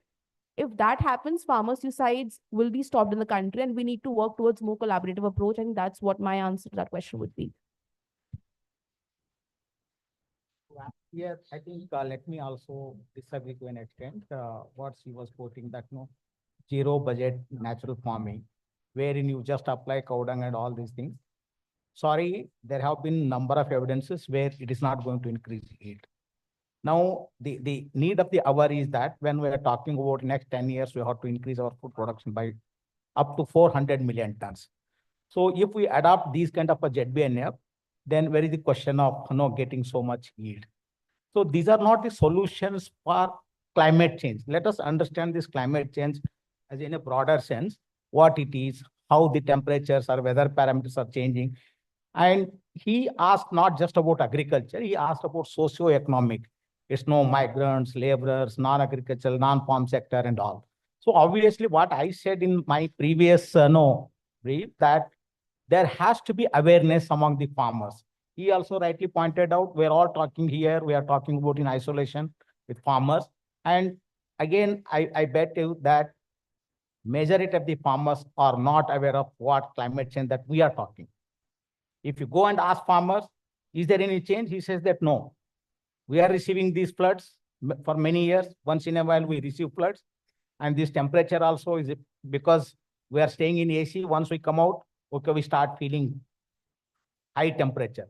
So there is a gap unless we move in that direction, bridging that gap. Farmers, or whether it's a laborers, whether it's a non-farming sector, stakeholders, they should also understand what is this and what needs to be done. And then we have to come back and strategize. Then only we will be able to address this climate change. Otherwise, we'll be talking, and startups will come. Many startups will come, and just only, getting this information on startup is not going to help farmers or other, vulnerable section of the society. This is what I'm trying to say. If two of you want to add very quickly, I'll take this one question as four because four of them have answered. Yeah. Just to add to this question, because when we talk about creating a sustainable environment, and when you see the most important factor is agriculture is necessary, but it is the biggest contributor towards the carbon footprint of the planet. But when we do agriculture, it is not just the farmer's duty to implement all things. It's the core responsibility of each and every stakeholder. For example, policymakers, they have to ensure that if we want the farmer to, follow such and such practice, don't burn your stubble, don't do this, don't do that. Government has to put some framework so that if he don't follow these non-sustainable practices, he has a back to lay, and he knows that now my government will support me if my yield is low, I have some losses, etc. So when all the practices which farmer is following for higher yields, all that is again deteriorating its soil. Ultimately, it is the soil which will determine the quality of the product, good yield. And if a very good yield seed is there, but if the soil is not nutritious, not fertile, it will not flourish into very productive yields. So again, if we want the farmers to adopt sustainable practices, we have to provide the framework so that it is accessible to that farmer ki ab main ye wali practices follow karu. Then when you come to livestock also contribute to major methane production towards the environment. But if you want farmer ko hi ki you manage, he cannot manage. You have to innovate or design such and such fodder that is ultimately leads to less methane production through livestock. So these type of innovative solutions we have to create. This is the responsibility of the research community to innovate and come up with the ideas. Then comes the regulatory frameworks, how these can be scaled up and reach towards the common man. And then we can do that. I think it's a responsibility of whole of the sector, and we should all follow our responsibilities so that every sector, we will see the result and we will achieve the sustainable goal and can feed the 9 billion population by 2050, sorry. Just one thing I would like to add. Please go back, everyone in the room, and look up the work of Lokmata Rani Rashimani Mission based out of Sundarbans, Kolkata. And it exactly answers your question that how on ground they have actually, people in Sundarbans, they actually used to enter the forest, and in the forest, tiger attacks were happening. So they were losing their family members, and how this one person, Mr. Amitwa Roy, how he set up a very small lab, and from that lab, he actually made the entire community resilient, climate resilient, agriculture resilient, and today, how that community has benefited. And there you will actually find the exact numbers as well, because that is how at grassroots today impact is happening. So please go back and please look at this work. It's not just a claim I'm making, it's something which is happening on ground in India today. Please go back and look. You want me to say something? Okay, just to quickly answer, just in a one-liner. See, you're relating farmers, what they should adapt to climate change, right? If I understand. See, it's a very complex problem and a very localized issue. Okay. What is happening in Brazil or what is happening in US or Canada cannot be replicated over here for various reasons. Now we talk about India, we've got small farm holdings, right? And those small farm holdings also vary in culture, tradition, from one village to another, one state to another, right? So in your case, what I'll like to suggest over here is that wherever the localized regional area that you're trying to target or to try to understand in a socio-economic term is, first and foremost, dig into the historical pattern of that area is one. Once you've understood the historical pattern, you will see how the farmer of that area has adapted from time to time, right? And once that is understood, then see in the current scenario how things have changed. And let me just caution you that for every problem, when we create a solution, we also create 10 other problems. Like in the case of BT cotton, we all were very happy that we've been able to successfully control American cotton bollworm. But then we forgot about the pink bollworm. We forgot about the other white flies. So the secondary pests, which were nowhere, suddenly became the primary aspect, right? So in agriculture, if anybody in the world says that we have got a solution, no, we do not have a solution. We have a solution. We have to work out a solution that is localized, customized to that particular area of the farmer, and what are the kind of things we need to take. Thank you. One last question.